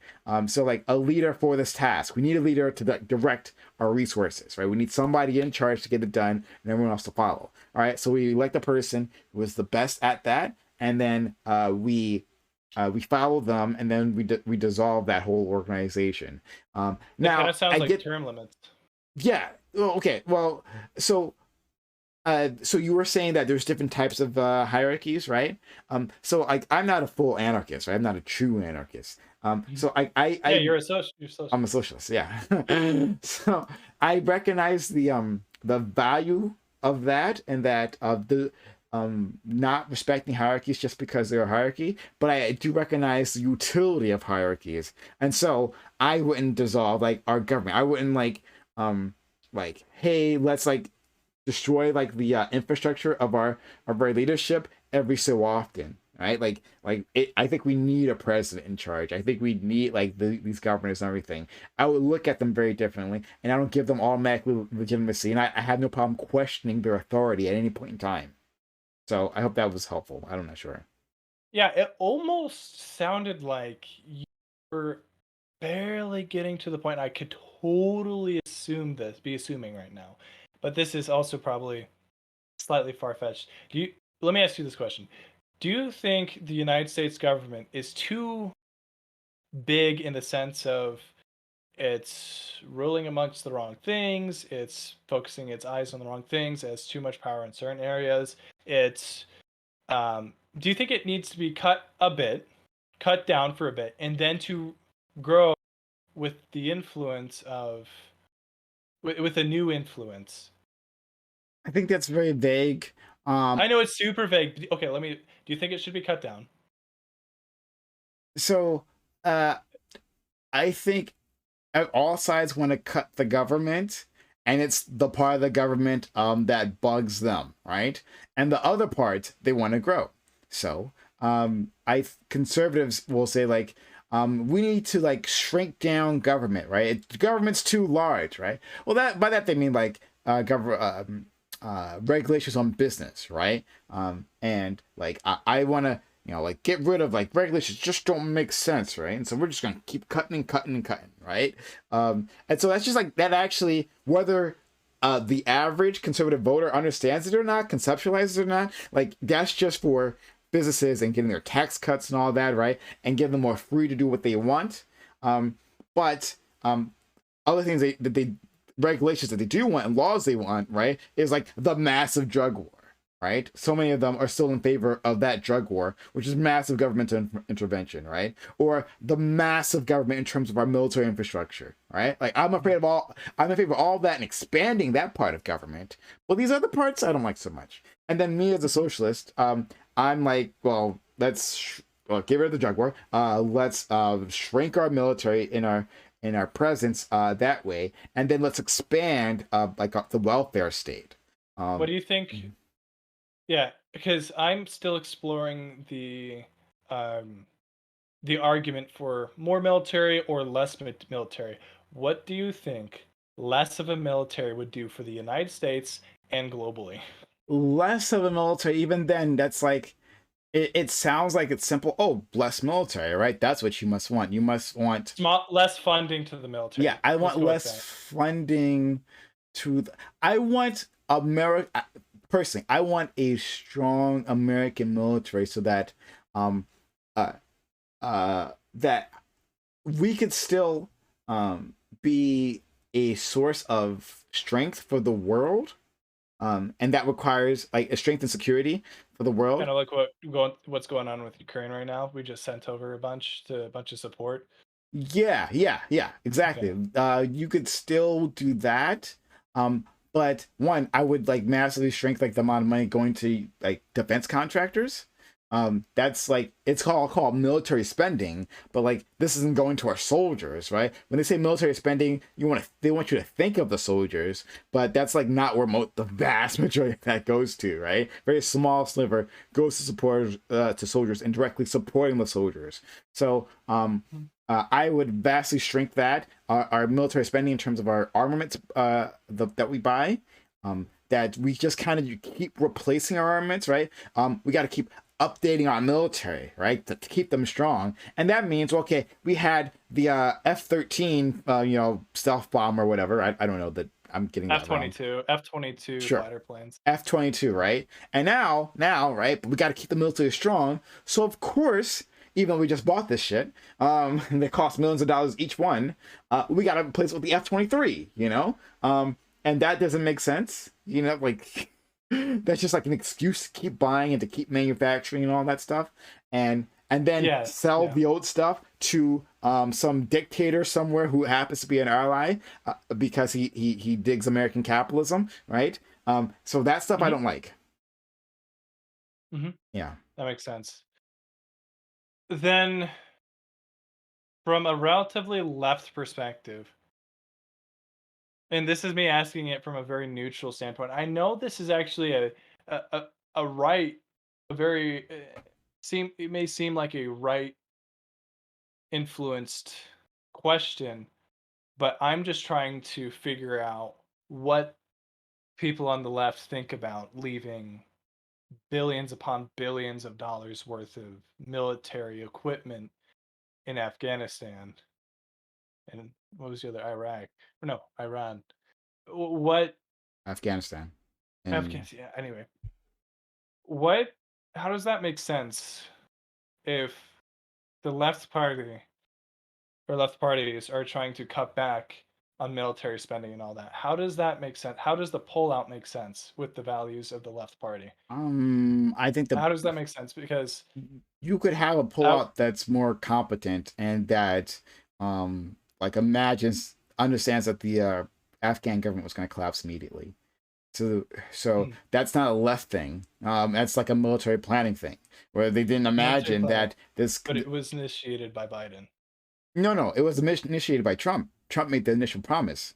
The pull, yes, the pullout, but the way that it was gone through with and actually pursued was through the Biden administration. So you're saying The way, who actually executed it? No, I understand what you're saying. That it was yes, actually executed, but I'm saying his execution is not a left or right decision making process, right? That doesn't like fall on that spectrum. It's just a yes, bad military operation that was executed. Which could have been done by either government, right? Like either administration. yeah, Um, and, but and, the and remember and, and timeline remember set by considering Biden. that, and just consider this, that the pullout for that President Trump had originally scheduled was earlier, right? So we have even less time to have done anything, right? And those two situations, as planned, there was going to be that military hardware left over, and that's actually not really Of important. course, Yeah, yeah, I guess that does make sense. yeah. Um, But just to hmm? the timeline, the official timeline, there's no official timeline, but the rate at which we pulled back was determined by Biden. So, I, but that rate does not I mean, quite yeah. align with what So leftist you would. value. I'm not a. First of all, I'm a leftist, but Biden's not a leftist. He's a liberal, right? And Yes. we don't align.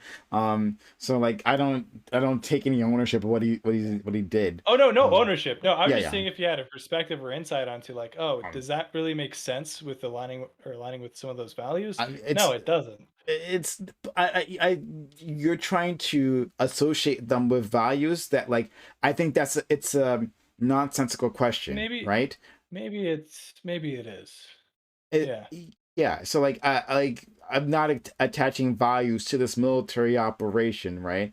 Beyond like, oh yeah, I'm not attaching values to it. I'm looking at competence and incompetence, and it was incompetent. That's my whole Yep. thing. Okay. Yeah, I guess we agree on that. yeah. Let's get through this ad. Oh yeah, totally. Yeah, Almost forgot about it. yeah. No problem.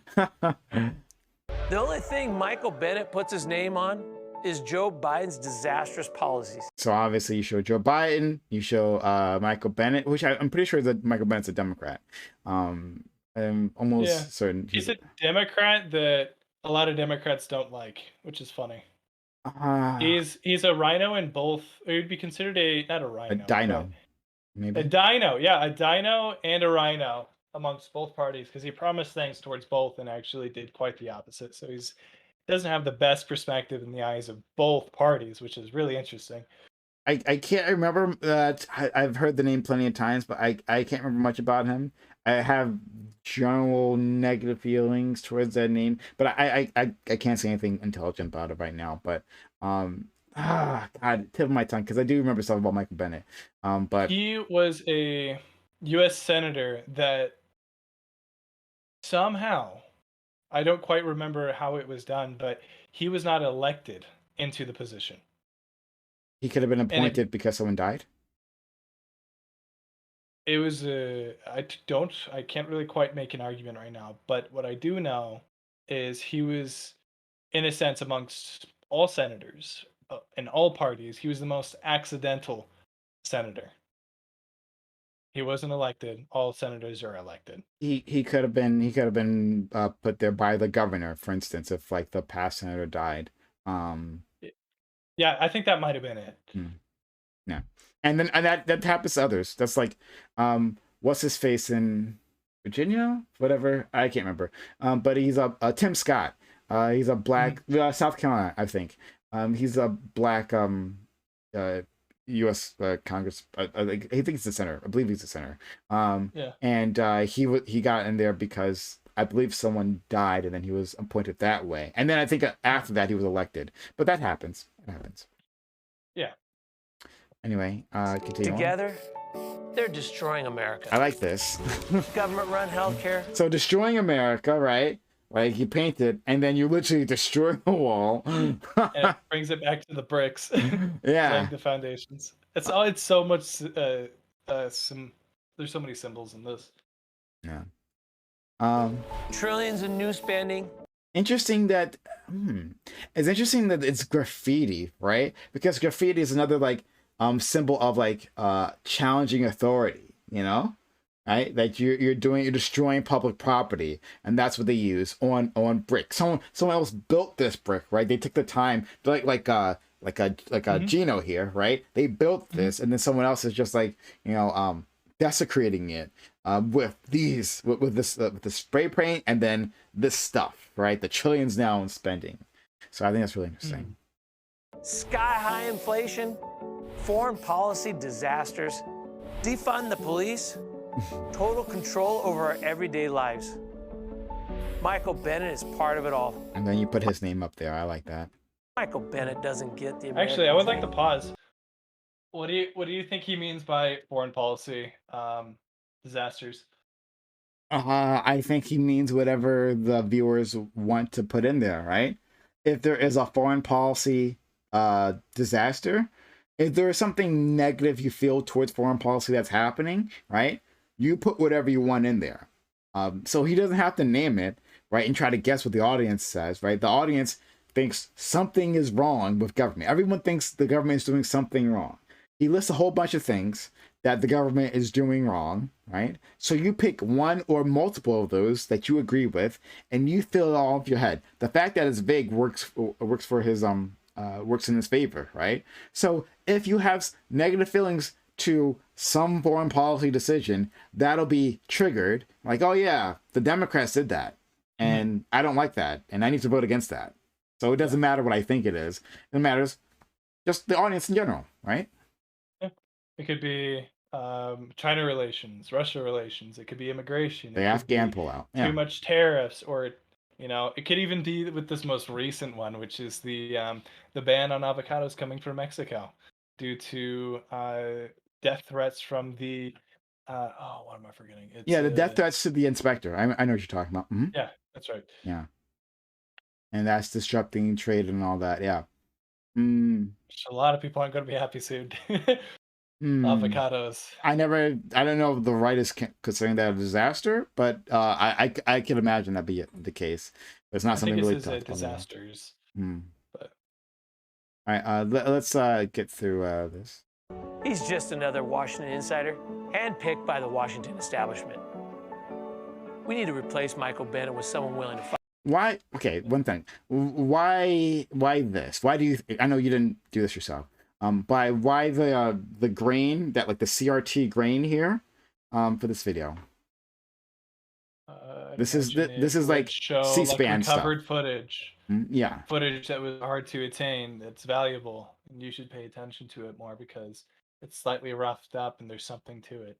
It's maybe just a little bit more of that that audio visual attention grabbing manipulation, like I said earlier. Okay. Picked by the Washington establishment. But that We need to specific replace handshake, Michael Bennett with that someone that was on purpose. Hmm. This handpicked by the specific Washington. handshake. Why? Oh, because wait a minute. Hold on. He's Maybe I. appointed, not elected. He's just another Oh, okay. Washington insider, handpicked by the Oh, okay. Washington Okay. establishment. We need to replace Michael Bennett with someone willing to fight. I'm Gino Campana, and I'm running for the United States Senate. And together, we'll put our names on the future. Isn't that cool? Well, it's a chiseling. I get it because he was chiseling before, and now. Isn't that so cool? Yeah, I yeah. think it's so cool. It's kind of fun. But yeah, and I think this is okay. I think it was really interesting. I really enjoyed being able to break that down with you. Mhm. Because that's it's a bit different, right? Especially from our usual stuff. Let me stop sharing my screen so I can fucking finally look at things. But okay, yeah. Here. Um, Cool. I like looking at this through your eyes, so your professional eyes, right? Um, I don't think many people take the time to do that. Though we see these images all the time. We're consuming these things all the time, but we don't put much thought into them, right? Which is kind of what you want most of the time, right? Like unless you're trying to create a thought-provoking movie or piece or something like that, right? Yeah. Sometimes you want these things to just go over subconsciously, right? And yeah, and stimulate those parts of the brain, right, that makes you want to take action, right? And that action would be maybe checking out this guy's website or just voting, right? Getting angry at that other person who did a bad thing in government, right? So, Yeah. uh, Yeah, for example, like you can even take that out of just the screen, right, in your everyday life. For example, you probably thought I was going to come on here maybe with a cowboy hat or maybe a Carhartt or something, right? But here I am in a pink room with a pink hoodie, right, and working for a very right wing Republican campaign, mhm. right? So may have slightly confused you subconsciously, I don't know, but I typically wear what I'm gonna wear depending on the where I'm going to be going, right? Mhm. So I didn't know your values or anything like that, so I chose like, you know what? I'm gonna wear something that's going to stand out and make it seem like I know what I'm doing. I'm here. I am wearing pink. Yeah, I'm a guy. I don't give a frick, right? So Controlling the images, right? Controlling yeah, the your presentation, mm, um yeah. yeah, to maybe be disanalogous for the values that, because sometimes you Mhm. want to be disanalogous for the values that you think your audience might be attaching to you from the beginning, right? Sometimes you gotta break that. And I think that's interesting because different ads have to do that, right? Sometimes you want to reinforce values, right? Like Yeah. like do the whole blue collar thing. Like I look like a blue collar worker, right? And so like I want you to think I am. So let me do blue collar things, right? But other times it's like when like a scandal has happened, right? You may be attaching some negative values to me, but like I'm trying to break Yeah. that. And so these are images that don't line up to whatever you might be attaching on me.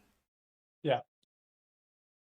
Yeah, definitely. Would you like to see what would be considered a left-leaning, um, not left-leaning, but one of the fashion work design? Fashion work Send it right design. there. Okay. All right. Let's take a look. All right. Sure. I'll do it. Yeah. Actually, You yeah. don't need Actually, you don't need to break it down as much, but you're going to see the huge contrast in the work I do. It's huge. okay. Yeah. I want Eh, actually really to take it. And did you have more control over this piece yeah, or? no, this entire piece was designed by my team, Okay. except for the previous quote events footage. But this isn't unlisted because it's a part of my website. Uh-huh. Okay. Let me put this on screen for everyone again. Everyone, give me a So this moment. just contrasts it just shows the range of stuff I work on. Oops, wrong button. It's Sorry. really interesting Okay. from that Let's put that right back on. to this fashion design work. Okay. All right. So let's do it. This is called Fierce in the City. Fierce. Fierce in the City. There's that word again. All Yes, right, it here we is. go. A massive community of incredible fashion designers, and all of them are going to be on exhibition for you. And while you're in attendance there, you're going to be rubbing elbows with all of these people in person and meeting some of the creme de la creme of Colorado. The world doesn't need another just stale fashion show.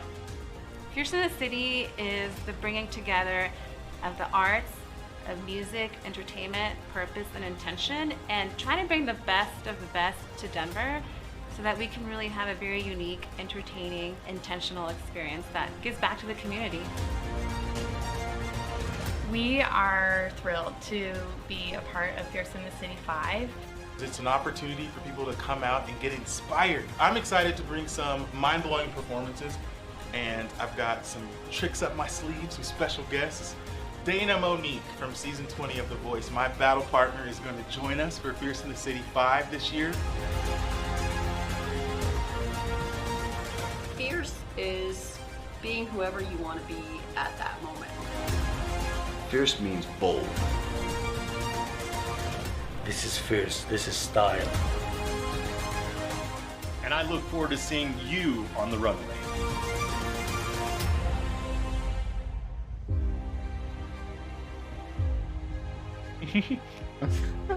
Okay, yeah, this is so quick notes, right? Like this is the biggest thing, right? Like the biggest fashion event of the year, She specifically say that, right? Which is it? But I mean, maybe There for was international Colorado. companies there. What'd you say? It was not just for Colorado. People flew in from all over. There's international companies, and yeah, it was a bit pretty big. Okay, yeah, yeah. Um, but like it's literally called Fierce, which I Right? I told you. they're not messing around with this. They're not messing around. Okay, but yeah, so it's Fierce, and like it's colorful, right? Yeah, there's shots of lots of different individuals because it's an ensemble thing. It's not a one person thing, right? Compared to Gino. Um, Mhm. it's set in at night, right? In I guess in the city it seems glamorous, right? Like there's lots of lights, like city lights. It seems like glamorous, like something big is going to happen, and you want to be a part of that thing. Um, Yes. and just like people very well dressed, like which is important. That part's important. So, yeah, I think this is really interesting. What are your overall thoughts about this? Yeah, I love this specific project. This is around the same time that no, actually this is not this. Anyway, forget about that. But yeah, this is just super cool to see the contrast in the work I do just in experiencing it, because this I would like to hear from you. Do you think this is much different? The people in this are going to value different things than what you saw in that political ad? Well, yes, I like certainly, but I also think the purpose of this is completely different, right? Oh yeah, of Um, course. yeah. So, and I Just think, audiences, I should say. yeah, well, the audience, but like also like this is promoting a specific event, and the call to action is to go there, get tickets, be a part of this thing, right? Rather than go vote, right? And I'm not sure if like the last piece even said to go vote. Just like here, know my name, and then maybe later on a call to action. Like the call to action, maybe go to the website. Um, but like that's it. This is like a specific event, and we want you to just get you fired up for that. And if we don't have to do like a whole biographical thing, right? Knowing like where each of these people came from, you just know they're general fashion people. Some of them might have names that you might know if you're in that world. If you're the type of person who would want to go to this in the Yeah. first place, you might already know these names. And then relating it to the person who was it The Voice Mhm. Yep, winner? the show The Voice. Yeah. Like relating that, right? Like here's a celebrity, another person like High that's class. yeah, tangential to this world. And they'll be there, so you want to be there. So Yeah. like the purposes of like the whole thing are different. And so yes, the values of these individuals are certainly like I think night and day. Night and day. But I think what's more interesting is like what each piece is trying to accomplish, and then the Mhm. choices made along the way to accomplish that. Yeah. Someone asked, how does he pick the music? How did you pick the music for this? Yeah, I was about to say, because I was reading the comments as well, that we should start answering some questions.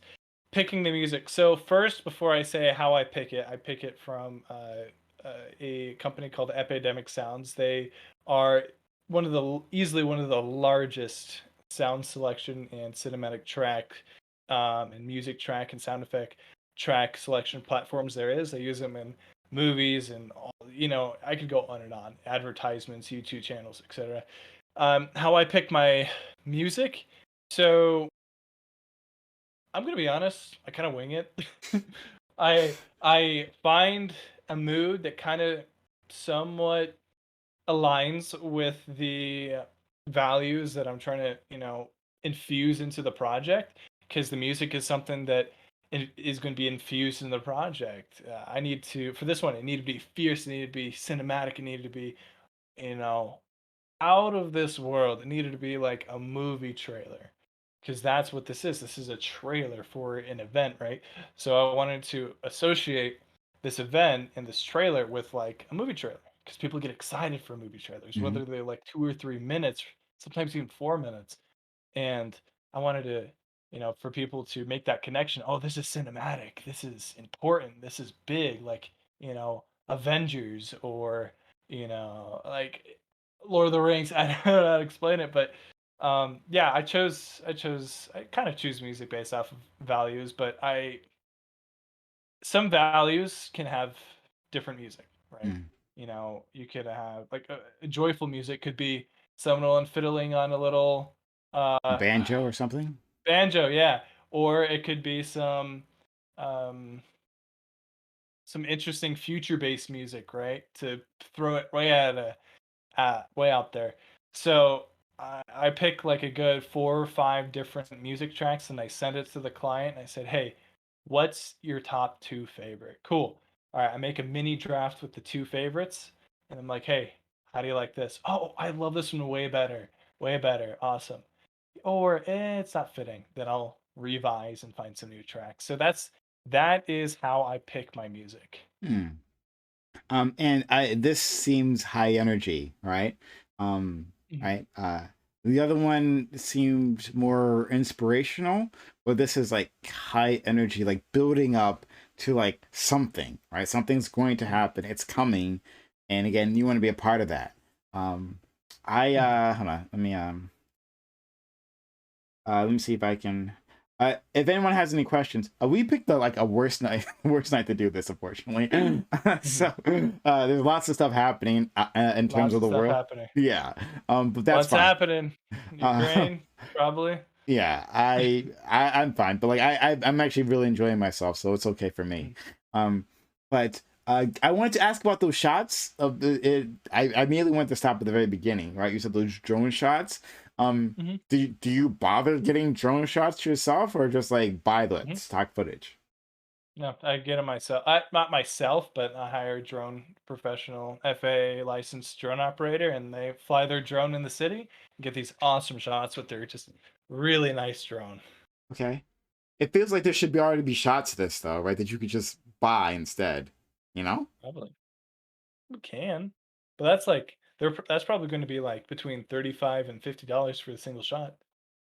Okay. It's easy. It's cheaper to get your own shots. Okay. All right. If it's cheaper, I would think that would be even It's cheaper. It's cheaper if you have the equipment too.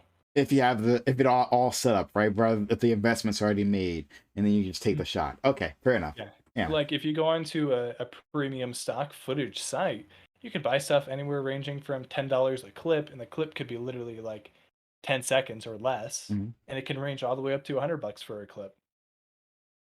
Okay. Yeah. I People make money just doing that too. I know. Yeah, there's like a lot of money to be made there. In stock Yeah. footage, right? If you get some high quality stuff out there, you can make actually pretty big bank on Yeah. that. I'm thinking about doing that with some of my stuff because I could sell that stock footage right there. Yeah. Could. That's what I'm I thinking. just don't Like, know. yeah. I don't know the path to take to go do it, but I know I could, you know? I feel like that's easy money. Like it's easy money. I think I would tell you to do that. Like, look into that. Because you already have the equipment, you already have the investment. Easy money. Like that's what I was thinking when I saw that. Like, okay, this Mhm. must be like quality stock footage that he's gotten, and inserting that. Because like if I was designing a project like that and I saw the stock footage site, I'm like, okay, I'm gonna grab this. Oh So yeah. do that for yourself, please. um, I think I'm gonna do that. yeah. I think you're gonna finally push me to the edge where I was like, okay, fine. I need someone to push me. Yeah. It's like once you put it up there, it's not like you have to maintain it or anything. You just put it up there for sale, and someone will hopefully eventually come and buy it. If not, it's not really that big of a Yeah. deal, right? I think you do have to pay a subscription in order to sell, You have this a but I don't subscription. think it's very high. Okay, yeah, all right. Yeah, It's like but if you have it's quality a stuff, then I think you'd probably be yeah, fine. Um, yeah. but I think I might try that.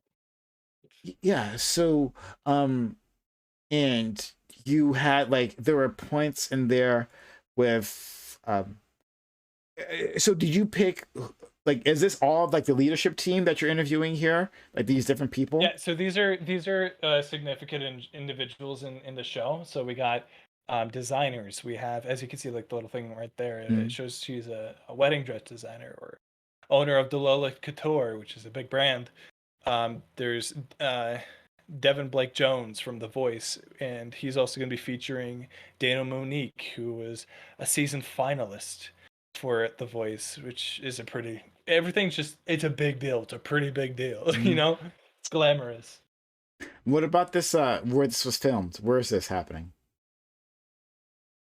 What? Oh, this is Denver, Colorado. No, no, no. I know, but I mean, like this building. Is this their headquarters? What's going Oh, on here?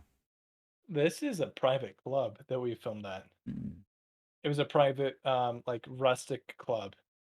It's kind of cool. Not rustic, but it was antique. It was an antique club Yeah. where you could run. And I was like, oh, this is a cool spot. They got jewel toned couches already there. I don't have to bring in any of my own props or hire an interior designer or anything like that. And I was like, perfect.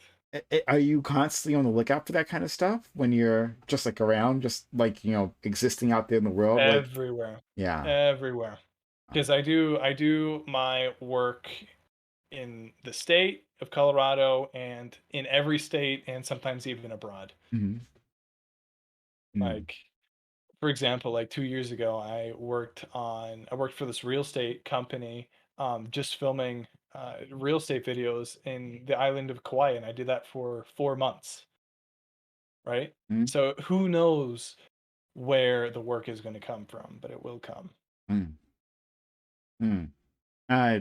And so like maybe do you have like a little database that you keep track of like possible shot locations and like ideas like, well, this might be useful for this type of project.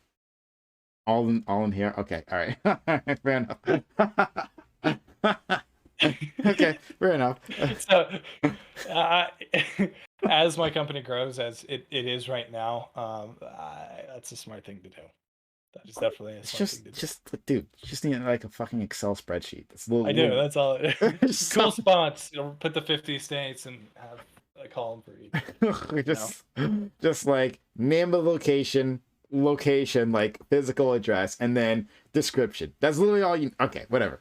You're right. You're totally right. Okay. They also say the mind is capable of having more connections there on the internet, so it's already in there. No, I'll go with what you're saying. Definitely, that is to be made. Yeah, yeah. But okay.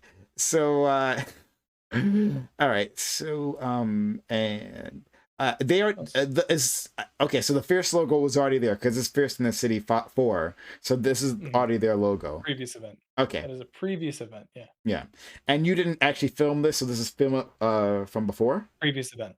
Yeah, footage, yeah, yes. yeah. Okay. And then some of the more cinematic stuff is my work. Okay. So you'll see like the hair flipping and the better shots. And, yeah. Like right there. Mm-hmm.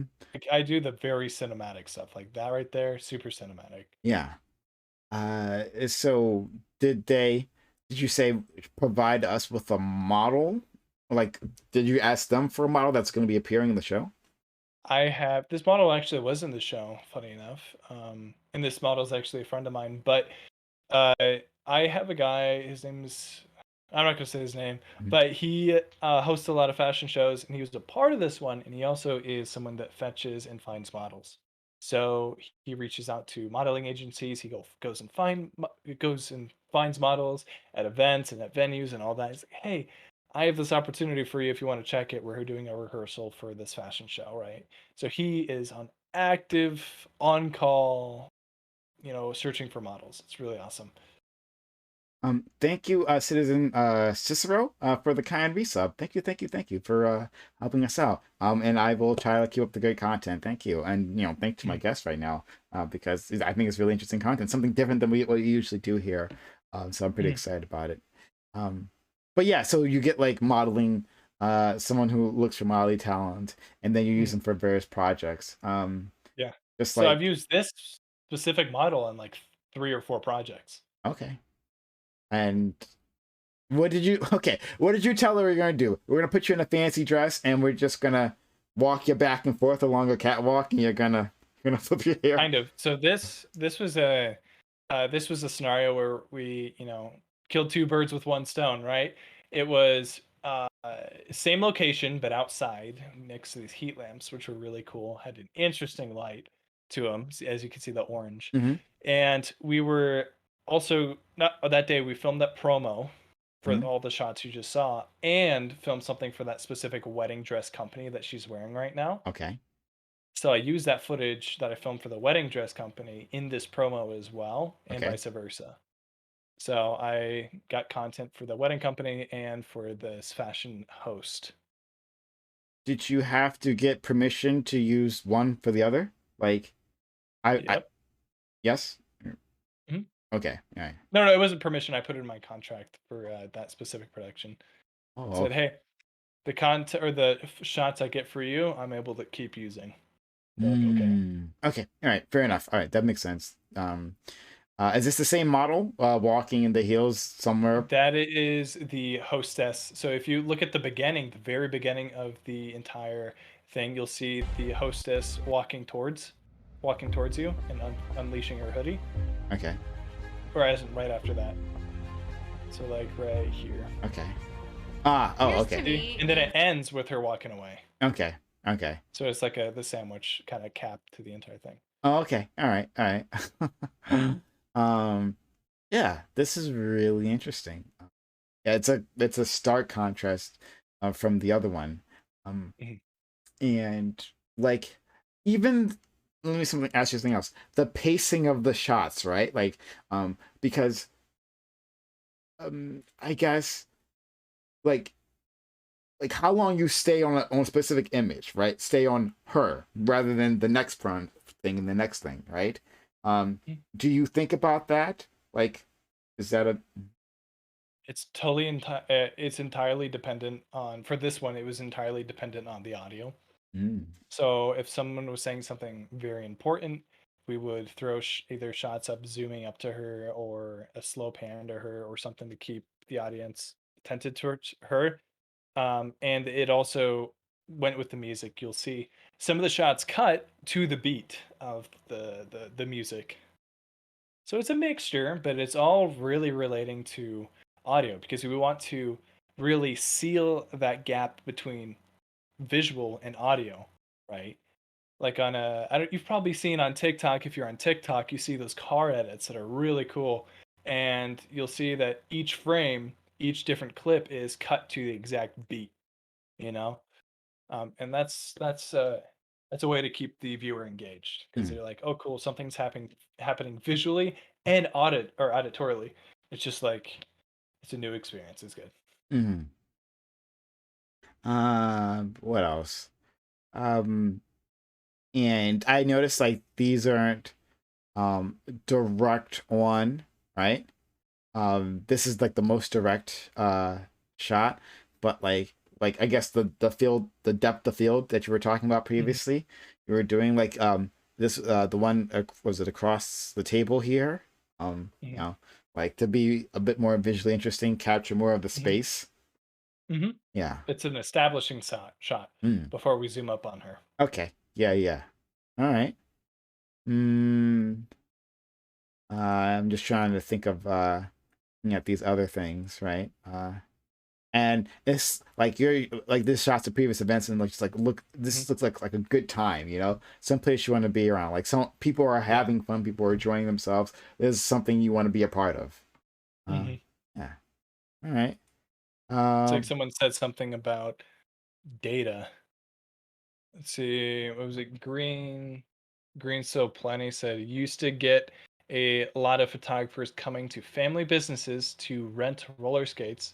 They wanted colorful, contrasting stuff depending on what you're doing, political, sports, or whatever. Color schemes trying to match the project, I guess.